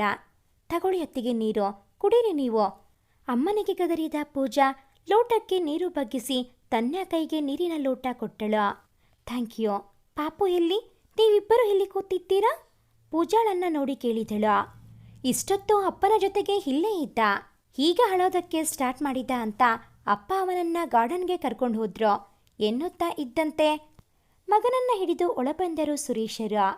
ತಗೋ ನಿನ್ನ ಮಗ, ಒಂದೇ ಸಮನ ಅಳುತ್ತಾ ಇದ್ದಾನೆ, ಸಮಾಧಾನ ಮಾಡೋಕೆ ಆಗಲಿಲ್ಲ ಎನ್ನುತ್ತಾ ಪೂಜಾ ಕೈಗೆ ಮಗುವನ್ನ ಇಟ್ಟರು. ಅಮ್ಮನ ಕೈಗೆ ಹೋದರೂ ಕೂಡ ಸುಮ್ಮನೆ ಇರದ ಮಗು ತನ್ಯ ಕಡೆಗೆ ಕೈ ಚಾಚಿ ತನ್ನ ಅಳುವನ್ನ ಮತ್ತಷ್ಟು ಜೋರು ಮಾಡಿದ್ದು. ಏನೋ ಕಂದ, ನಾನು ಎತ್ಕೋಬೇಕಾ? ಬಾ ಎನ್ನುತ್ತಾ ಅವಳು ಮಗುವನ್ನ ಎತ್ತುಕೊಂಡಿದ್ದೇ ತಡ. ತನ್ನ ಅಳುವನ್ನ ನಿಲ್ಲಿಸಿ ಅವಳ ತಾಳಿ ಸರವನ್ನ ಬಾಯಿಗೆ ಹಾಕುವುದು ತೆಗೆಯುವುದು ಮಾಡುತ್ತಾ ಕಿಲಕಿಲ ನಕ್ಕಿತ್ತು ಮಗು. ತನ್ಯ, ನಿಜ ಹೇಳು ಮಗಳೇ, ಯಾಕೆ ನೀನು ಇದ್ದಕ್ಕಿದ್ದ ಹಾಗೆ ಪ್ರಜ್ಞೆ ತಪ್ಪಿತ್ತು? ಅವಳನ್ನ ಅನುಮಾನಿಸಿ ಕೇಳಿದರು ಸುರೇಶ್. ಮಳೆ ತುಂಬ ಜೋರಾಗಿ ಬರ್ತಾ ಇತ್ತು ಅಲ್ವಾ ಮಾವ? ಸರಿಯಾಗಿ ನೆನೆದೆ, ತಲೆನೋವಿಗೆ ಪ್ರಜ್ಞೆ ತಪ್ಪಿತ್ತು ಅಷ್ಟೇ ಎಂದು ಅವರಲ್ಲಿ ಸುಳ್ಳಾಡಿದಳು. ನಿಜ ತಿಳಿದರೆ ಗಾಬರಿ ಆಗುತ್ತಾರೆ ಎಂಬುವುದು ಅರಿವಿತ್ತಲ್ಲವಾ? ಎಚ್ಚರ ಆಯ್ತಾ? ಈಗ ಹೇಗಿದ್ದಿ? ರೂಮಿಗೆ ಬಂದ ಸುಮನ್ ತನ್ಯ ಎದ್ದು ಕುಳಿತಿದ್ದು ನೋಡಿ ಅವಳ ಪಕ್ಕದಲ್ಲಿ ಕೂರುತ್ತಾ ಹೇಳಿದ. ಸ್ವಲ್ಪ ತಲೆನೋವಿದೆ ಅಷ್ಟೇ, ಮತ್ತೇನೂ ಆಗಿಲ್ಲ ಎಂದು ಕಿರುನಗೆ ಬೀರಿದಳು. ಅಪ್ಪ, ನಾನು ನಿಮ್ಮ ಹತ್ರ ಮತ್ತೆ ಅಮ್ಮನ ಹತ್ರ ಒಂದು ವಿಷಯ ಹೇಳಬೇಕು ಎನ್ನುತ್ತಾ ಇಬ್ಬರ ಮುಖ ನೋಡಿದ. ಏನು ಹೇಳಬೇಕು ಅದನ್ನ ಹೇಳು, ಅದಕ್ಯಾಕೆ ಮೀನಾಮೇಷ ಎಣಿಸ್ತೀಯ? ಮಗನ ಮುಖ ನೋಡುತ್ತಾ ಹೇಳಿದರು ಅಮೃತ. ಅಪ್ಪ, ಈ ಬಾರಿ ನಾನು ಹೊರಡುವಾಗ ತನ್ಯಾನ ಕೂಡ ಜೊತೆಗೆ ಕರ್ಕೊಂಡು ಹೋಗ್ತೀನಿ. ಅಲ್ಲಿಂದಲೇ ಅವಳು ಬಿಸ್ನೆಸ್ ಹ್ಯಾಂಡಲ್ ಮಾಡ್ತಾಳೆ. ಹೇಗೋ ಅಲ್ಲಿ ಕೂಡ ಒಂದು ಬ್ರಾಂಚ್ ಇದೆ ಅಲ್ವಾ, ಏನೂ ತೊಂದರೆ ಆಗೋದಿಲ್ಲ ಎಂದ ಸುಮನ್ ಮಾತಿಗೆ ಮನೆಯವರೆಲ್ಲ ಒಂದೇ ಬಾರಿಗೆ ಅವನನ್ನ ಆಶ್ಚರ್ಯದಿಂದ ನೋಡಿದರೆ ತನ್ಯ ಕಣ್ಣುಗಳು ಖುಷಿಯಿಂದ ತುಂಬಿತು. ಅಣ್ಣ, ಇಷ್ಟೊಂದು ಕೆಟ್ಟ ಕೆಟ್ಟ ಜೋಕ್ ಮಾಡಬೇಡ, ಅದನ್ನ ಕೇಳಿ ನಾವ್ಯಾರೂ ಕೂಡ ನಗೋದಿಲ್ಲ ಎಂದ ಪೂಜಾ ಅಣ್ಣನ ಮಾತು ನಂಬಲು ತಯಾರಿಲ್ಲ. ನಾನು ಜೋಕ್ ಮಾಡಿದ್ದೆ ಅಂತ ಅನಿಸ್ತಾ ನಿಂಗೆ? ಅವಳ ಕಡೆಗೆ ದುರುಗುಟ್ಟಿ ನೋಡಿ ಕೇಳಿದ. ತಂಗಿಯ ಮಾತು ಕೇಳಿದವನಿಗೆ ಅಲಕ್ಕ ಬೆಚ್ಚ ಆಗಿತ್ತು. ಮತ್ತೆಂತ ನೀನು ಬಂದು ಬಂದು ಹೀಗೆ ಶಾಕ್ ಕೊಟ್ರೆ ನನ್ನಂಥ ಅಮಾಯಕ ಜೀವ ಹೇಗೆ ತಡ್ಕೊಳ್ಳುತ್ತೆ ಎಂದಳು ನಾಟಕೀಯವಾಗಿ. ಮುಖಕ್ಕೆ ಹೊಂದ್ಕೊಟ್ರೆ ಹಾಗೆ ಹೊತ್ಕೋಬೇಕು. ನಾನೇನು ಸೀರಿಯಸ್ ಆಗಿ ಹೇಳ್ತಾ ಇದ್ರೆ ನಿಂಗೆ ತಮಾಷೆನಾ? ಅವಳನ್ನೇ ಕಣ್ಣು ಕಿರಿದಾಗಿಸಿ ನೋಡಿದ. ಬಾರೋ ಮಗನೇ, ನಿನ್ ಮಾವ ಒಳ್ಳೆ ದುರ್ವಾಸ ಮುನಿ ಎಂದ ಪೂಜಾ ಅವನಿಗೆ ಮೋತಿ ತಿರುವಿ ಮಗನನ್ನ ಎತ್ತುಕೊಂಡು ಹೋದಳ. ಅಪ್ಪ, ನೀವೇಳಿ, ತನ್ಯಾನ ಜೊತೆಗೆ ಕರ್ಕೊಂಡು ಹೋಗ್ಲಾ ನಾನು? ಅಪ್ಪನ ಕಡೆಗೆ ತಿರುಗಿ ಕೇಳಿದ. ಅವಳು ನಿನ್ನ ಹೆಂಡತಿ, ಅವಳನ್ನ ನಿನ್ನ ಜೊತೆಗೆ ಕರ್ಕೊಂಡು ಹೋಗೋಕೆ ನಮ್ಮ ಅನುಮತಿ ಯಾಕೆ? ಆದರೆ ಕರ್ಕೊಂಡು ಹೋಗೋಕೆ ಮೊದಲು ಅಲ್ಲಿ ಎಲ್ಲ ತಯಾರಿ ಮಾಡ್ಕೋ. ನೀನಲ್ಲಿ ಹುಂಡಾಡಿ ಗಂಡನ ಹಾಗೆ ಒಂಟಿ ಮನೆಯಲ್ಲಿ ಇದ್ದೆ, ಇವಳನ್ನ ಕೂಡ ಹಾಗೆ ಮಾಡಬೇಡ ಎಂದರು ಸುರೇಶರು. ಇಲ್ಲ ಅಪ್ಪ, ಫ್ಯಾಮಿಲಿ ಕ್ವಾರ್ಟರ್ಸ್ಗೆ ನಮ್ಮ ಮನೆ ಐಟಮ್ ಎಲ್ಲ ಶಿಫ್ಟ್ ಮಾಡೋಕ್ಕೆ ಹೇಳಿದ್ದೀನಿ. ನಾವು ಹೋಗೋ ಹೊತ್ತಿಗೆ ಅಲ್ಲಿ ಎಲ್ಲ ರೆಡಿ ಇರುತ್ತೆ ಎಂದವ ಎಲ್ಲ ತಯಾರಿ ಮಾಡಿ ಮನೆಯವರಲ್ಲಿ ತಿಳಿಸಿದ್ದ. ಹಾಗಾದರೆ ಒಳ್ಳೆಯದು ಎನ್ನುತ್ತಾ ಕುಡ್ದಲ್ಲಿಂದ ಎದ್ದರು ಸುರೇಶರು. ನಮ್ಮನ್ನ ಕೇಳಿದ್ದೆ, ನಿನ್ನ ಜೊತೆಗೆ ಬರುವವಳ ಒಪ್ಪಿಗೆ ಕೇಳಿಲ್ಲ ಅಲ್ವಾ ಎನ್ನುತ್ತಾ ಒಂದು ಹುಳ ಬಿಟ್ಟರು ಅಮೃತ. ಸುಮನ್ ತಕ್ಷಣ ತನ್ಯಾ ಮುಖ ನೋಡಿದರೆ ಅವಳು ಏನು ಎಂಬಂತೆ ಉಬ್ಬು ಹಾರಿಸಿದಳ. ನನ್ನ ಜೊತೆಗೆ ಬರ್ತೀಯಾ ಎಂದು ಕೇಳಿದ. ಅವಳ ಮುಖ ನೋಡದೆ. ಪಾಪದ ಹುಡುಗನಿಗೆ ಹೆಂಡತಿಯ ಮುಖ ನೋಡಿ ಮಾತನಾಡಲು ಕೂಡ ನಾಚಿಕೆ. ಯಾರ ಬಳಿಯಲ್ಲಿ ಕೇಳಿದ್ದು ನೀವು? ಗೋಡೆಯ ಬಳಿಯಲ್ಲ. ಅವನನ್ನ ಕಾಡಲು ಪ್ರಾರಂಭ ಮಾಡಿದ್ದಳು. ಅನಿರೀಕ್ಷಿತವಾಗಿ ಬಂದ ಪ್ರಶ್ನೆಗೆ ರಪಕ್ಕನೆ ತಿರುಗಿ ಅವಳತ್ತ ನೋಡಿದ. ಅವಳು ಮತ್ತೆ ಹುಬ್ಬು ಹಾರಿಸಿದಳು. ಪಾಪದ ಹುಡುಗ ಸಿಕ್ಕನೆಂದು ಈ ರೀತಿ ಕಾಟ ಕೊಡಬಾರ್ದು ಅಲ್ವಾ? ನಿಮ್ಮನ್ನೇ ಕೇಳಿದ್ದು. ಗೋಡೆಯನ್ನ ನಿಮ್ಮೊಂದಿಗೆ ಕರೆದುಕೊಂಡು ಹೋಗ್ತೀರಾ? ಬರುತ್ತಿದ್ದ ನಗುವನ್ನ ತುಟಿ ಅಂಚಿನಲ್ಲಿಯೇ ತಡೆಯುತ್ತಾ ಕೇಳಿದಳು. ಅಯ್ಯೋ ಇಲ್ಲ ಮಾರಾಯ್ತಿ, ನಿನ್ನನ್ನೇ ಕೇಳಿದ್ದು. ನನ್ನ ಜೊತೆಗೆ ಬರ್ತೀಯಾ? ಅವಳ ಕಣ್ಣಿನಲ್ಲಿ ಕಣ್ಣಿಟ್ಟು ಕೇಳಿದ್ದ. ಅವಳು ನಗುತ್ತಾ ಸರಿ ಎಂದು ತಲೆಯಾಡಿಸಿ ಎದ್ದು ನಡೆದಳು. ಮರುದಿನ ಮುಂಜಾನೆ ಎದ್ದ ತನ್ಯಾಗೆ ಕಂಡಿದ್ದು ಒಂದು ಕೈಯನ್ನ ಹಣೆ ಮೇಲೆ ಹಾಗೂ ಒಂದು ಕೈಯನ್ನ ಎದೆ ಮೇಲೆ ಇಟ್ಟುಕೊಂಡು ನಿದ್ದೆ ಹೋಗಿದ್ದ ಸುಮನ್. ನಿದ್ದೆಯಲ್ಲಿ ಕೂಡ ಆ ಗಂಭೀರತೆ ಮುಖದಿಂದ ಮರೆಯಾಗೋದಿಲ್ಲ. ಸ್ವಲ್ಪ ನಕ್ಕರೆ ಎಲ್ಲಿ ಮುತ್ತು ಉದುರುತ್ತೆ ಅನ್ನೋ ಹಾಗೆ ಹಾಡ್ತಾರೆ ಎಂದುಕೊಂಡವಳು ಅವನ ಕೆನ್ನೆಗೆ ಪಟ್ಟನೆ ಚುಂಬಿಸಿ ಎದ್ದು ಬಾತ್ರೂಮ್ ಸೇರಿದಳು. ಹುಡುಗಿಗೆ ಅದೆಲ್ಲಿಯ ಧೈರ್ಯ ಬಂದಿತ್ತೋ ನಾ ಕಾಣೆ. ಕನಸು ಬಿದ್ದಿದ್ದ ಹಾಗಾದರೆ ಅವಳ ತುಟಿಗಳ ಸ್ಪರ್ಶಕ್ಕೆ ಎಚ್ಚರವಾದವನು ತನ್ನ ಪಕ್ಕದಲ್ಲಿ ತನ್ಯ ಕಾಣದೇ ಇದ್ದಾಗ ಕೆನ್ನೆಯ ಮೇಲೆ ಕೈ ಇಟ್ಟುಕೊಂಡು ಯೋಚಿಸಿ ಎದ್ದು ಕಸರತ್ತು ಮಾಡಲು ಹಾಸಿಗೆ ಬಿಟ್ಟ. ಪಾಪದ ಹುಡುಗ ವಾಸ್ತವವನ್ನು ಕನಸು ಎಂದುಕೊಂಡು ಬಿಟ್ಟಿದ್ದ. ಹೋ ಮಿಸ್ಟರ್ ಸೋಲ್ಜರ್ ಎಂಬ ಧ್ವನಿಗೆ ವ್ಯಾಯಾಮ ಮಾಡುತ್ತಿದ್ದ ಸುಮನ್ ತಟ್ಟನೆ ತಿರುಗಿ ನೋಡಿದ. ಅವನಿಗೆ ಆ ಕ್ಷಣಕ್ಕೆ ತನಿಹಾ ಬಂದು ಕರೆದ ಹಾಗಾಗಿತ್ತು. ಇದ್ದಕ್ಕಿದ್ದ ಹಾಗೆ ಅವನ ಕಣ್ಣು ತುಂಬಿತು. ತನಿಹಾಳನ್ನ ಮರೆಯುವುದು ಸುಲಭದ ಮಾತಾಗಿರಲಿಲ್ಲ ಅವನಿಗೆ. ಹೋಯ್, ನಿಮ್ಮ ಕೆಲಸ ಮುಗಿದಿದ್ದರೆ ಬೇಗ ಬೇಗ ಸ್ನಾನ ಮಾಡಿ ರೆಡಿಯಾಗಿ. ನಿಮ್ಮ ಬಟ್ಟೆ ಅಲ್ಲೇ ಬೆಡ್ ಮೇಲೆ ಇಟ್ಟಿದ್ದೀನಿ. ಇನ್ನೇನು ಸ್ವಲ್ಪ ಹೊತ್ತಿಗೆ ಪುರೋಹಿತರು ಬರ್ತಾರೆ. ಬಾಲ್ಕನಿಯಲ್ಲಿ ನಿಂತು ಪುಷಪ್ ಹೊಡೆಯುತ್ತಿದ್ದವನನ್ನ ಕರೆದು ಹೇಳಿದ್ದಳು ತನ್ಯಾ.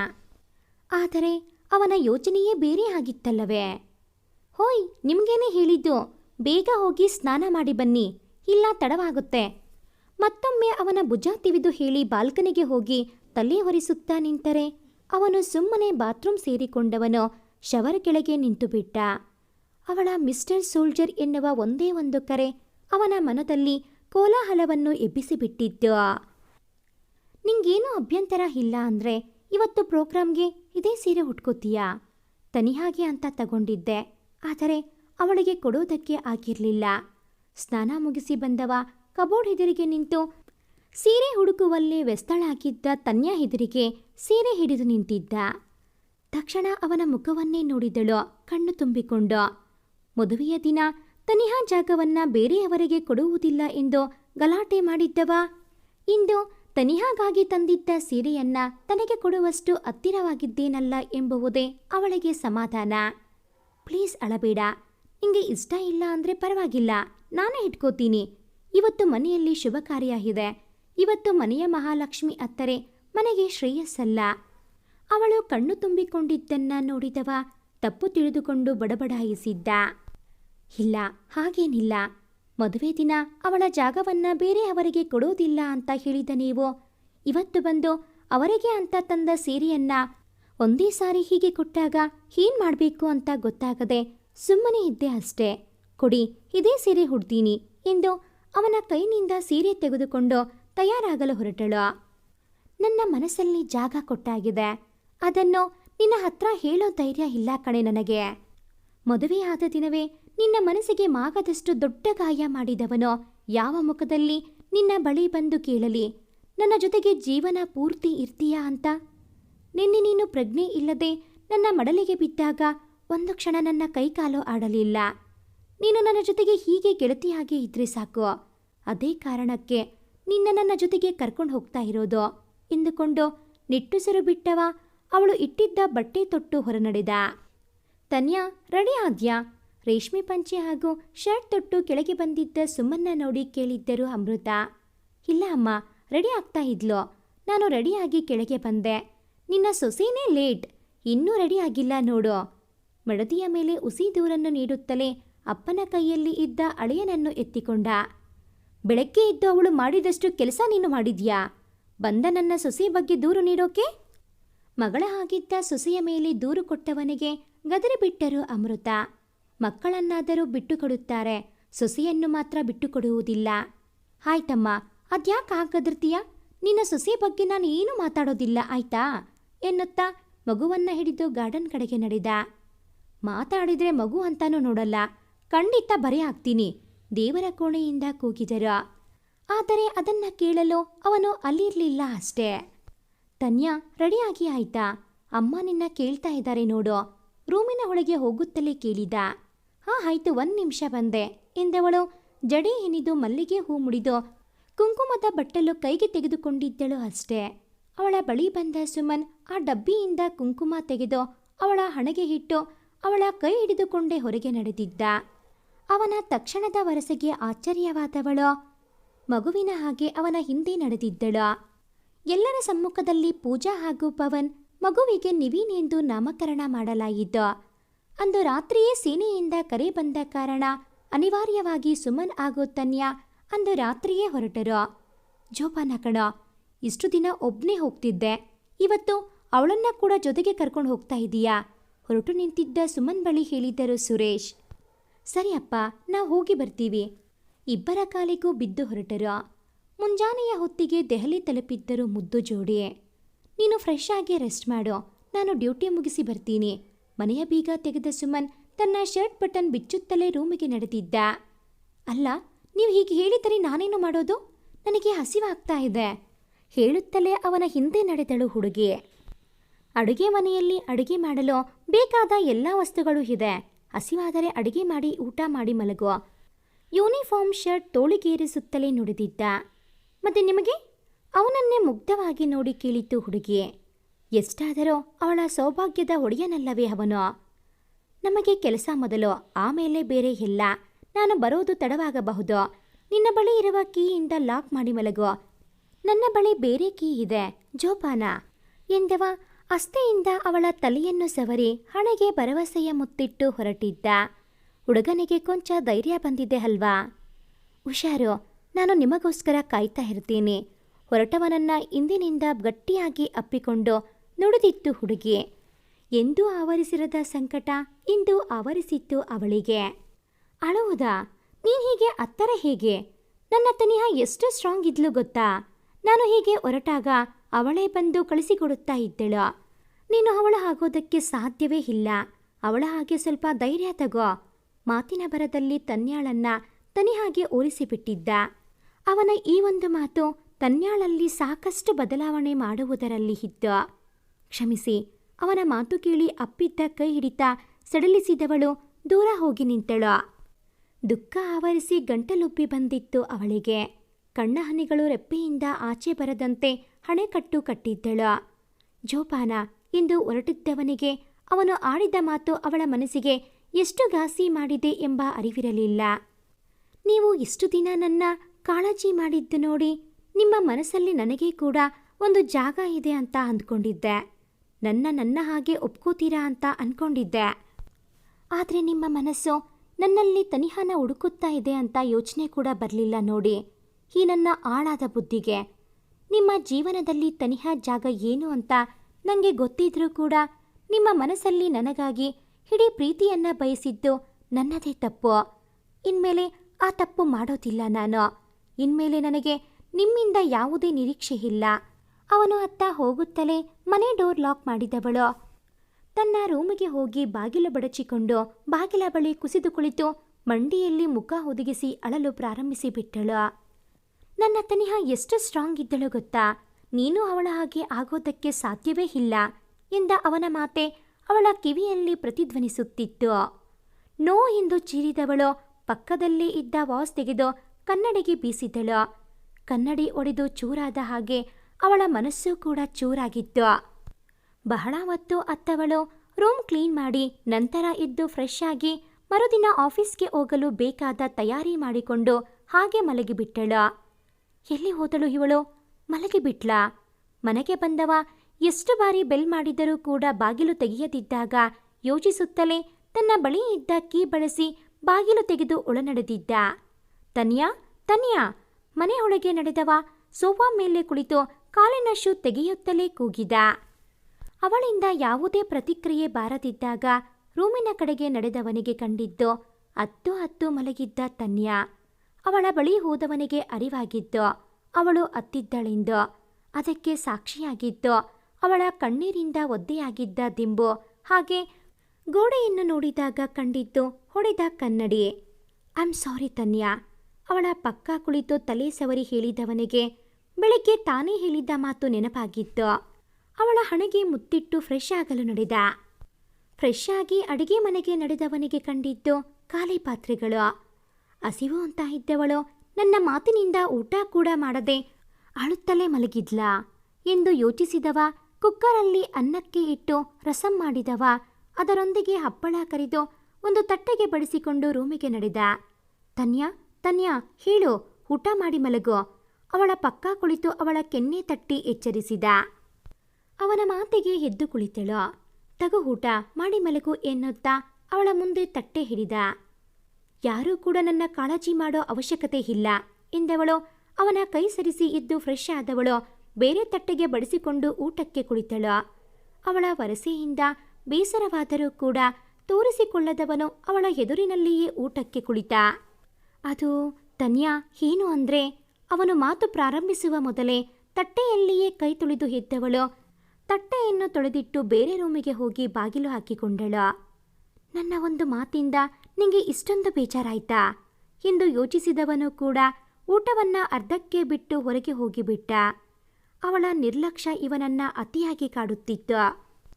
ಬೆಳಗ್ಗೆ ಇವನು ಎಚ್ಚರವಾಗುವ ಮೊದಲೇ ಎದ್ದ ತನ್ಯಾ ಎಲ್ಲ ಕೆಲಸ ಮುಗಿಸಿ ಆಫೀಸ್ ದಾರಿ ಹಿಡಿದಿದ್ದಳು. ಬೆಳಗ್ಗೆ 6ಕ್ಕೆ ಇದ್ದರೂ ಕೂಡ ಅವನಿಗೆ ಅವಳ ಜೊತೆಗೆ ಮಾತನಾಡುವ ಅವಕಾಶ ಸಿಕ್ಕಿರಲಿಲ್ಲ. ಅವನು ಹೇಳುವ ಮೊದಲೇ ಅವಳು ಆಫೀಸ್ ದಾರಿ ಹಿಡಿದಾಗಿತ್ತು. ದಿನಗಳು ಕಳೆಯುತ್ತಾ ಇತ್ತು. ಅವರು ದೆಹಲಿಗೆ ಬಂದು ಅದಾಗಲೇ 2 ತಿಂಗಳು ಆಗಿತ್ತು. ಇಬ್ಬರ ನಡುವೆ ಮಾತು ಇರಲಿಲ್ಲ. ಅವನು ಹೇಳುವ ಮೊದಲೇ ಅವಳು ಕೆಲಸಕ್ಕೆ ಹೋಗುತ್ತಿದ್ದರೆ ಅವನು ಬರುವ ಹೊತ್ತಿಗೆ ಅವಳು ನಿದ್ದೆಗೆ ಜಾರಿ ಬಿಟ್ಟಿರುತ್ತಿದ್ದಳು. ಇಬ್ಬರ ನಡುವೆ ಬಹಳ ಅಂತರ ಉದ್ಭವವಾಗಿತ್ತು. ಅಂದಿಗೆ ತನ್ಯಾ ಹಾಗೂ ಸುಮನ್ ಮದುವೆ ಆಗಿ 1 ವರ್ಷವಾಗಿತ್ತು.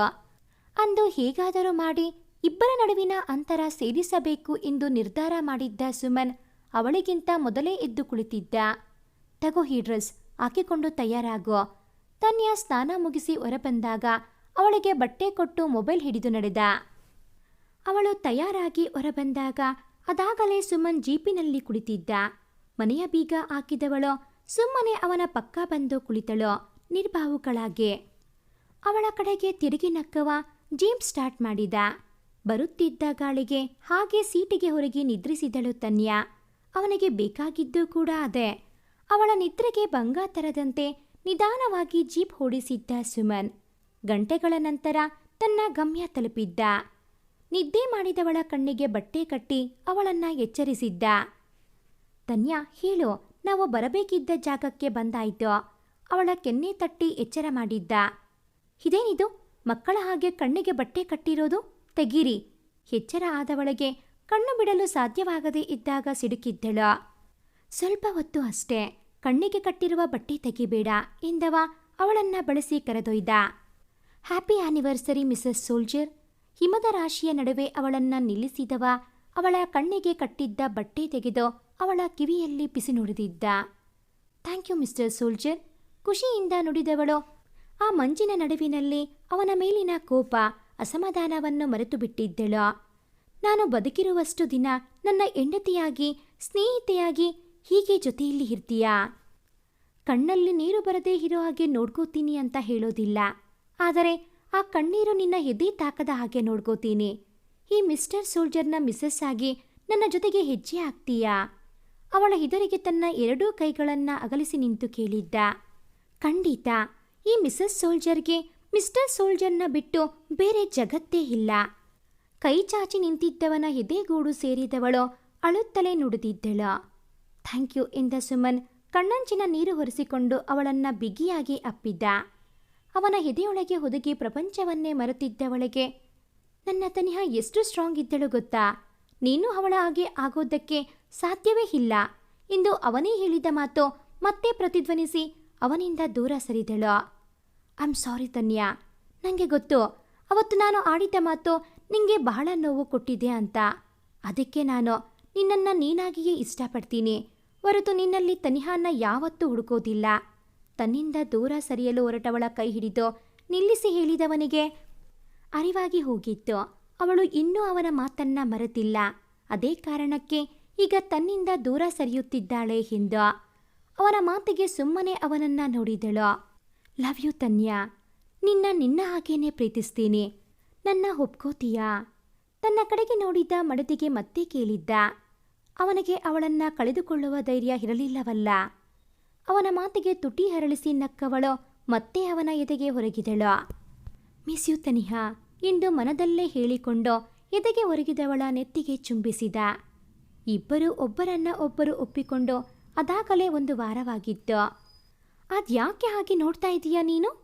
ಯೂನಿಫಾರ್ಮ್ ಹಾಕಿ ಕನ್ನಡಿಯ ಮುಂದೆ ನಿಂತಿದ್ದವನನ್ನ ಕಣ್ಣು ಮಿಟಿಕಿಸದೆ ನೋಡುತ್ತಿದ್ದ ಮಡದಿಯನ್ನು ಕೇಳಿದ.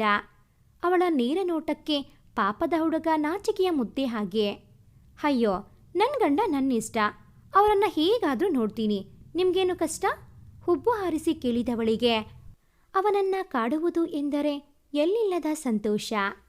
ನಿನ್ನ ಗಂಡ ಹೌದು, ಆದರೆ ಹಾಗೆಲ್ಲ ನೋಡಬೇಡ, ನನಗೆ ಕಷ್ಟ ಆಗತ್ತೆ ಎಂದವನಿಗೆ ಅವಳ ನೇರ ಕಣ್ಣಿನ ನೋಟವನ್ನು ಎದುರಿಸಲು ಆಗುತ್ತಾ ಇರಲಿಲ್ಲ.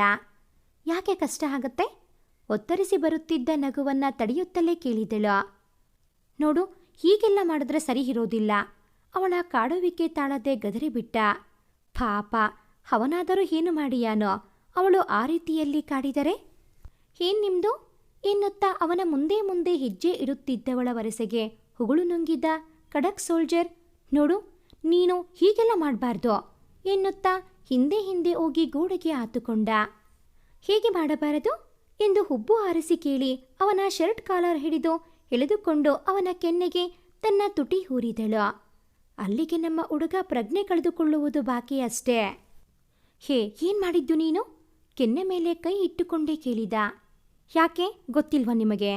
ಕಣ್ಣು ಹೊಡೆದು ಉಬ್ಬು ಹಾರಿಸಿ ಕೇಳಿದಳು. ಸರಿ ಇಲ್ಲ ನೀನು ಎಂದವ ಕೆನ್ನೆ ಮೇಲೆ ಮೂಡಿದ್ದ ಲಿಪ್ಸ್ಟಿಕ್ ಮಾರ್ಕ್ ಒರೆಸಿಕೊಂಡ. I love you Suman. ಕನ್ನಡಿ ಕಡೆಗೆ ತಿರುಗಿ ನಿಂತಿದ್ದವನನ್ನ ಹಿಂದಿನಿಂದ ಅಪ್ಪಿಕೊಂಡು ಹೇಳಿದಳು. ಅವಳ ವರಸೆಗೆ ನಕ್ಕವ ಜೋಪಾನ ಎಂದು ಹೇಳಿ ಅವಳ ನೆತ್ತಿಗೆ ಚುಂಬಿಸಿ ಕರ್ತವ್ಯಕ್ಕೆ ಹೊರಟಿದ್ದ. ದಿನಗಳು ಕಳೆಯುತ್ತಿತ್ತು. ಇಬ್ಬರ ಮದುವೆ ಆಗಿ ಅದಾಗಲೇ 2 ವರ್ಷವಾಗಿತ್ತು. ಅವಳು ಅವಳ ಕೆಲಸದಲ್ಲಿ ಮುಳುಗಿದ್ದರೆ ಅವನು ತನ್ನ ಕರ್ತವ್ಯವನ್ನ ನಿಭಾಯಿಸುತ್ತಿದ್ದ. ಏನು, ಈ ರಾತ್ರಿಗೆ ಬಂದು ಇತ್ತಲಿನಲ್ಲಿ ನಿಂತಿದ್ಯಾ? ಏನ್ ಸಮಾಚಾರ? ಡ್ಯೂಟಿ ಮುಗಿಸಿ ಬಂದವ ಇತ್ತಲಿನಲ್ಲಿ ನಿಂತಿದ್ದ ಮಡದಿಯನ್ನು ಹಿಂದಿನಿಂದಲೇ ಬಳಸಿ ಕೇಳಿದ್ದ. ಏನಿಲ್ಲ, ಸುಮ್ಮನೆ ಬಂದು ನಿಂತೆನಷ್ಟೇ ಎಂದಳು. ಅವನ ಕೈ ಮೇಲೆ ತನ್ನ ಕೈ ಇಟ್ಟು ಹಿಡಿತವನ್ನು ಬಿಗಿ ಮಾಡಿದ. ಏನಾಯ್ತು? ಯಾಕಿಷ್ಟು ಬೇಸರ ಮಾಡ್ಕೊಂಡಿದ್ಯಾ? ಅವಳ ನೆತ್ತಿಗೆ ಚುಂಬಿಸಿ ಕೇಳಿದವನಿಗೆ ಅರಿವಾಗಿ ಹೋಗಿತ್ತು, ಅವಳು ಯಾವುದೋ ಕಾರಣಕ್ಕೆ ತಲೆ ಹಾಳು ಮಾಡಿಕೊಂಡಿದ್ದಾಳೆ ಎಂದು. ನಥಿಂಗ್ ಲೈಕ್ ದಟ್ ಸುಮನ್, ಬನ್ನಿ ನಿಮಗೆ ಊಟ ಬಡಿಸ್ತೀನಿ ಎನ್ನುತ್ತಾ ಅವನಿಂದ ಬಿಡಿಸಿಕೊಂಡು ಹೊರಟಳು. ನಿನ್ನಲ್ಲಿ ಆಗುವ ಚಿಕ್ಕ ಪುಟ್ಟ ಬದಲಾವಣೆಗಳು ನನಗೆ ಗೊತ್ತಾಗುತ್ತಮ್ಮ. ಏನಾಯ್ತು ಹೇಳು? ಮನೆ ಒಳಗೆ ಹೊರಟವಳ ಕೈ ಹಿಡಿದು ನಿಲ್ಲಿಸಿದವ ಅವಳ ಮುಖವನ್ನ ಬೊಗಸೆಯಲ್ಲಿ ಹಿಡಿದು ಕೇಳಿದ. ಪೂಜಾಗೆ 2 ತಿಂಗಳು ಅಂತೆ, ಅತ್ತೆ ಕಾಲ್ ಮಾಡಿ ಹೇಳಿದ್ರು ಎಂದವಳು ಅವನಿಂದ ಬಿಡಿಸಿಕೊಂಡು ಒಳಗೆ ನಡೆದಳು. ಅರೆ, ಖುಷಿ ಪಡೋ ವಿಷಯಕ್ಕೆ ಯಾಕೆ ಅವಳು ಬೇಜಾರಾಗಿದ್ದಾಳೆ ಎಂದು ಯೋಚನೆ ಮಾಡಿದವನಿಗೆ ತಡವಾಗಿ ಅರಿವಾಗಿತ್ತು ಅವಳ ಬೇಸರಕ್ಕೆ ಕಾರಣ. ಬೇಜಾರು ಮಾಡ್ಕೋಬೇಡ ಕಣೋ, ನಮ್ಗೇನು ಜಾಸ್ತಿ ವಯಸ್ಸು ಆಗಿಲ್ಲಮ್ಮ, ಸ್ವಲ್ಪ ಸಮಯ ಹೋಗ್ಲಿ ಪ್ಲಾನ್ ಮಾಡುವ ಅಡುಗೆ ಮನೆಯಲ್ಲಿ ನಿಂತು ಸಾಂಬಾರ್ ಬಿಸಿ ಮಾಡುತ್ತಾ ನಿಂತಿದ್ದವಳ ಹಿಂದಿನಿಂದ ಅಪ್ಪಿಕೊಂಡು ನುಡಿದ. ಇನ್ನು ಯಾವಾಗ ಸುಮನ್? ನಮ್ಮ ಮದುವೆ ಆಗಿ ಆಗ್ಲೇ 2 ವರ್ಷ ಆಯಿತು. ಇದು ಪರ್ಫೆಕ್ಟ್ ಟೈಮ್. ಯಾಕೆ ಹೀಗ ಬೇಡ ಅಂತ ಮುಂದೆ ಆಗ್ತಾ ಇದ್ದೀರಾ ಅಂತ ಅರ್ಥ ಆಗ್ತಾ ಇಲ್ಲ ನಂಗೆ. ಕೋಪ, ದುಃಖ, ಬೇಸರದಲ್ಲಿ ಕೂಗಿದವಳು ಗ್ಯಾಸ್ ಆಫ್ ಮಾಡಿ ಅವನಿಂದ ಬಿಡಿಸಿಕೊಂಡು ಹೊರ ನಡೆದಳು. ನೀನು ನೋವು ಪಡೋದನ್ನ ನೋಡುವ ಧೈರ್ಯ ಇಲ್ಲವೇ ನಂಗೆ ಎಂದುಕೊಂಡವ ಅವಳನ್ನ ಅರಸಿ ರೂಮಿಗೆ ನಡೆದ. ಅವಳು ಹಾಸಿಗೆಯಲ್ಲಿ ಬೋರಲಾಗಿ ಮಲಗಿ ಅಳುತ್ತಿದ್ದಳು. ನಾನು ಹೇಳೋದು ಕೇಳು ಇಲ್ಲಿ. ರೂಮಿಗೆ ಬಂದವ ಅವಳ ಪಕ್ಕದಲ್ಲಿ ಅಡ್ಡಾಗಿ ಅವಳನ್ನ ಬಳಸಿ ಹೇಳಿದ. ಏನು ಬೇಡ, ನೀವು ಸುಮ್ಮನೆ ಹೋಗಿ ಎನ್ನುತ್ತಾ ಅವನನ್ನ ದೂಡಿದಳು. ಅವಳ ಕೋಪವೂ ಕೂಡ ನ್ಯಾಯವಾಗಿದ್ದೇ ಅಲ್ವಾ? ಓಕೆ ಕಣೋ, ನಿನ್ನ ಆಸೆಗೆ ನಾನು ಅಡ್ಡಿ ಬರೋದಿಲ್ಲ ಎಂದವ ಅವಳ ನೊಸಲಿಗೆ ಚುಂಬಿಸಿದ. ನಿಜ ಎಂದು ಕೇಳಿದಳು ಕಣ್ಣು ತುಂಬಿಕೊಂಡು. ಹ್ಞೂ ಕಣೋ ನಿಜ ಎಂದವ ಅವಳ ಕಣ್ಣುಗಳ ಮೇಲೆ ಗಟ್ಟಿಯಾಗಿ ತುಟಿ ಹೂರಿದ. ಅವನ ಚುಂಬನಕ್ಕೆ ಕಂಪಿಸಿದವಳು ಅವನ ಶರ್ಟನ್ನು ಮುಷ್ಟಿಯಿಂದ ಬಿಗಿ ಹಿಡಿದಳು. ಗಟ್ಟಿಯಾಗಿ ಕಣ್ಣು ಮುಚ್ಚಿ ಅವಳನ್ನ ಪಕ್ಕಕ್ಕೆ ಮಲಗಿಸಿದವ ಅವಳ ಕೊರಳ ಹೊನಪಿನಲ್ಲಿ ಮುಖ ಒದಗಿಸಿದ. ಅವನ ಚುಂಬನಗಳಿಗೆ ಸೋತವಳು ದೀಪ ಹಾರಿಸಿದಳು. ತಡರಾತ್ರಿಯ ಹೊತ್ತಿಗೆ ಅವಳಿಂದ ಸರಿದವ ಅವಳ ನೆತ್ತಿಗೆ ಚುಂಬಿಸಿ ಥ್ಯಾಂಕ್ ಯು ಎಂದವ ಅವಳನ್ನ ಅಪ್ಪಿಕೊಂಡೇ ನಿದ್ದಿಗೆ ಜಾರಿದ. 3.5 ವರ್ಷದ ನಂತರ ತನಿಹಾ ತನಿಹಾ ರೂಮಿನಿಂದ ಹೊರಗೆ ಕೂಗುತ್ತಲೇ ಬಂದಳು ತನಿಯಾ. ತನ್ನ ಪುಟ್ಟ ಪುಟ್ಟ ಪಾದಗಳಿಂದ ಬೆಡ್ ಪೂರ್ತಿ ಬಣ್ಣಗಳ ಹೆಜ್ಜೆ ಮೂಡಿಸಿ ಬಂದಿದ್ದ 2.5 ವರ್ಷದ ಪೋರಿ ಪಪ್ಪ ಎಂದಳು. ಅಮ್ಮನಿಂದ ರಕ್ಷಿಸು ಎಂಬಂತೆ ಮುಗ್ಧ ಮುಖ ಮಾಡಿ. ಏನ್ ಮಾಡಿ ಬಂದಿದ್ಯಾ ಕಂದ? ಬಿಳಿ ಬಿಳಿ ಕಣ್ಣು ಬಿಟ್ಟು ನೋಡುತ್ತಾ ನಿಂತಿದ್ದ ತನ್ನ ಬೆಣ್ಣೆ ಮುದ್ದೆಯನ್ನ ಎತ್ತಿಕೊಂಡು ಕೇಳಿದ. ಏನೂ ಮಾಡಿಲ್ಲ ಪಪ್ಪ ಎಂದವಳು ತನ್ನ ಪಾದವನ್ನ ತೋರಿಸಿ ಕಿಲಕಿಲ ನಕ್ಕಳು. ಅವನ ಮುದ್ದು ರಾಜಕುಮಾರಿ. ಇಲ್ಲಿದ್ಯಾ? ಬೆಳಗ್ಗೆಯಿಂದ ಇದು 4ನೇ ಬೆಡ್ ಸ್ಪ್ರೆಡ್ ಮಾಡಿರೋದು ಬಣ್ಣ ನೀನು. ಗಂಡನ ತೋಳಿನಲ್ಲಿ ಇದ್ದ ಮಗಳ ಕಿವಿ ಹಿಂಡಿದಳು ತನ್ಯಾ. ಹೇ ಬಿಡೆ, ಅದ್ಯಾಕೆ ಹಾಗೆ ಕಿವಿ ಹಿಂಡ್ತೀಯ? ನೋಯುತ್ತೆ ನನ್ನ ರಾಜಕುಮಾರಿಗೆ.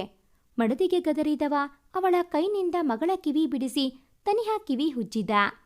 ನೀವು ನಿಮ್ಮ ಮಗಳು ಇಬ್ಬರೂ ಸರಿ ಇದ್ದೀರಾ. ನಂಗೆ ಇವಳ ಕಾಟ ಸಹಿಸೋಕೆ ಆಗೋದಿಲ್ಲ. ದಿನಾ ಪೂರ್ತಿ ಇವಳ ಹಿಂದೆ ಸುತ್ತುವುದೇ ಆಗಿಬಿಟ್ಟಿದೆ ನಂಗೆ ಎಂದಳು. ಕಂದ, ನೀನು ಹಾಡ್ಕೊ ಹೋಗು ಎನ್ನುತ್ತಾ ಮಗಳನ್ನ ಕೆಳಗೆ ಬಿಟ್ಟವ ಮಡದಿಯನ್ನ ತೆಕ್ಕೆಗೆ ಎಳೆದುಕೊಂಡ. ಬಿಡಿ ನನ್ನ, ನಾನು ಯಾವುದಾದರೂ ಆಶ್ರಮ ಸೇರ್ಕೋತೀನಿ. ಇಬ್ಬರ ಕಾಟ ಸಹಿಸೋಕೆ ಆಗೋದಿಲ್ಲ ನಂಗೆ ಎಂದಳು ಕೊಸರುತ್ತಾ. ಅವಳು ಚಿಕ್ಕವಳು ಕಣೆ, ಅವಳು ತರಲೆ ಮಾಡ್ದೆ ನಾನು ನೀನು ಮಾಡೋಕ್ಕಾಗುತ್ತಾ ಹೇಳೋ? ಅವಳ ಕದುಪುಗಳ ಮೇಲೆ ಅದರಗಳಿಂದ ಆಟ ಆಡುತ್ತಲೇ ನುಡಿದ. ಬಿಡಿ ನೀವು, ಬರೀ ಇದೇ ಆಯ್ತು ನಿಮ್ದು ಎಂದವಳು ಅವನನ್ನ ದೂಡಿ ಓಡಿದಳು. ಅವಳ ವರಸೆಗೆ ನಕ್ಕವ ಆಫೀಸ್ ಕೆಲಸದ ಕಡೆಗೆ ಗಮನ ಕೊಟ್ಟ. ತನ್ಯಾ ಗರ್ಭಿಣಿ ಇದ್ದಾಗ ಅತಿಯಾದ ಒತ್ತಡದಿಂದ ಬಿಪಿ ಹೆಚ್ಚಾಗಿ ಆಸ್ಪತ್ರೆಗೆ ಸೇರಿದ್ದಳು. ಅದರಿಂದ ಗಾಬರಿಯಾಗಿದ್ದ ಸುಮನ್ ತನ್ನ ಯೋಧನ ಬದುಕಿನಿಂದ ನಿವೃತ್ತಿ ಪಡೆದು ಆಫೀಸ್ ಜವಾಬ್ದಾರಿ ತೆಗೆದುಕೊಂಡ. ತನಿಹಾ ಆಟ ಆಡಿದ್ದು ಸಾಕು, ಬಾ ಮಲಗಿಸ್ತೀನಿ. ಊಟ ಮುಗಿಸಿದ ತನ್ಯಾ ಆಟ ಆಡುತ್ತಿದ್ದ ಮಗಳನ್ನ ಕರೆದಳು. ಅಮ್ಮ, ನಾನು ಅಜ್ಜ ಅಜ್ಜಿ ಜೊತೆಗೆ ತಾಚಿ ಮಾಡ್ತೀನಿ ಎಂದ ತನಿಹಾ ಕಿಲಕಿಲ ನಕ್ಕಳು. ಬೇಡ ಕಂದ, ಬಾ ನಾನೇ ಮಲಗಿಸುವೆ ಎಂದ ತನ್ಯಾ ಮಾತಿಗೆ ಬರುವುದಿಲ್ಲ ಎಂಬಂತೆ ತಲೆ ಆಡಿಸಿ ಅಜ್ಜಿಯ ಸೊಂಟ ಹೇರಿತು ಮುದ್ದು ಬೆಣ್ಣೆ ಮುದ್ದೆ. ಇವಳ ಚಿಂತೆ ಬಿಡು ನೀನು, ಇವಳನ್ನ ನಾನ್ ನೋಡ್ಕೋತೀನಿ. ನೀವಿಬ್ಬರು ಇವಳಿಗೆ ತಮ್ಮ ಅಥವಾ ತಂಗಿಯನ್ನು ಕೊಡುವುದರ ಬಗ್ಗೆ ಯೋಚನೆ ಮಾಡಿ ಎಂದ ಅಮೃತ ತನಿಹಾಳನ್ನ ಎತ್ತಿಕೊಂಡು ರೂಮಿಗೆ ಹೋದರೆ ಅವರ ಮಾತಿಗೆ ನಾಚಿದ ತನ್ಯಾ ತನ್ನ ರೂಮಿಗೆ ನಡೆದಳು. ಏನು, ನನ್ನ ಮಡದಿ ಕೆನ್ನೆ ಪೂರ್ತಿ ಕೆಂಪಾಗಿ ಹೋಗಿದೆ ಎನ್ನುತ್ತಾ ಬಂದ ಸುಮನ್ ತನ್ಯಾ ಕೆನ್ನೆಗೆ ಮುತ್ತಿಟ್ಟಿದ್ದ. ಥ್ಯಾಂಕ್ ಯು ನನ್ನ ಲೈಫ್ಗೆ ಬಂದಿದ್ದಕ್ಕೆ ಎಂದಳು ಅವನ ಮುಖ ನೋಡಿ ಕಣ್ಣು ತುಂಬಿಕೊಂಡು. ಅದನ್ನು ನಾನು ನಿನಗೆ ಹೇಳಬೇಕು ಕಣೋ. ನನ್ನ ತಿರಸ್ಕಾರವನ್ನ ಸಹಿಸಿಕೊಂಡು ನನ್ನ ಜೊತೆ ಬಂದಿದ್ಯಾ. ತನಿಹಾ ನನ್ನ ಬಿಟ್ಟು ಹೋದಾಗ ನನ್ನ ಜೀವನದಲ್ಲಿ ಬೆಳಕು ಅನ್ನೋದು ಕೊನೆ ಆಯಿತು ಅಂತ ಅಂದ್ಕೊಂಡಿದ್ದೆ. ಆದರೆ ಬಯಸದೆ ಬಳಿ ಬಂದ ನೀನು ನನ್ನ ಬದುಕಿನಲ್ಲಿ ತುಂಬಿದ್ದ ಕತ್ತಲೆಯನ್ನು, ನಿನ್ನ ಪ್ರೀತಿಯನ್ನು ದೀಪ ಹಚ್ಚಿ ಮತ್ತೆ ಬೆಳಕು ತುಂಬೋ ಹಾಗೆ ಮಾಡಿದೀಯಾ. ಥ್ಯಾಂಕ್ ಯು ಎಂದ ಅವಳ ಹಣೆಗೆ ಚುಂಬಿಸುತ್ತಾ. ಅವನ ಚುಂಬನಕ್ಕೆ ಸೋತವಳ ಕಣ್ಣಿನಿಂದ ನೀರು ಜಾರಿತು ಸಂತೋಷಕ್ಕೆ. Thank you Tanya. ನನ್ನ ಪ್ರೀತಿ ಕಳೆದುಕೊಂಡು ಸಂತೋಷವನ್ನು ಕೊನೆಗಾಣಿಸಿಕೊಂಡಿದ್ದ ಅವನ ಬದುಕಿಗೆ ಬಯಸದೆ ಬಳಿ ಬಂದ ನೀನು ಅವನ ಬದುಕಲ್ಲಿ ಮತ್ತೆ ಬೆಳಕು ತುಂಬಿದ್ಯಾ ಎಂದು ಸಂತೋಷದಿಂದ ನಕ್ಕ ತನಿಹಾ ಆತ್ಮ ಗಾಳಿಯಲ್ಲಿ ಲೀನವಾಯಿತು. ಈ ಒಂದು ಕತೆ ನಿಮಗೆ ಇಷ್ಟ ಆಗಿದ್ದಲ್ಲಿ ಪ್ಲೀಸ್ ಲೈಕ್ ಮಾಡಿ, ಶೇರ್ ಮಾಡಿ, ಹಾಗೆಯೇ ಕಾಮೆಂಟ್ ಮಾಡೋದನ್ನು ಮರಿಬೇಡಿ. ಹಾಗೆಯೇ ಇನ್ನೂ ಯಾರೆಲ್ಲ ಈ ಚಾನಲ್ಗೆ ಸಬ್ಸ್ಕ್ರೈಬ್ ಆಗಿಲ್ಲ, ದಯವಿಟ್ಟು ಈ ಕೂಡಲೇ ಸಬ್ಸ್ಕ್ರೈಬ್ ಆಗಿ. Thanks for watching this video.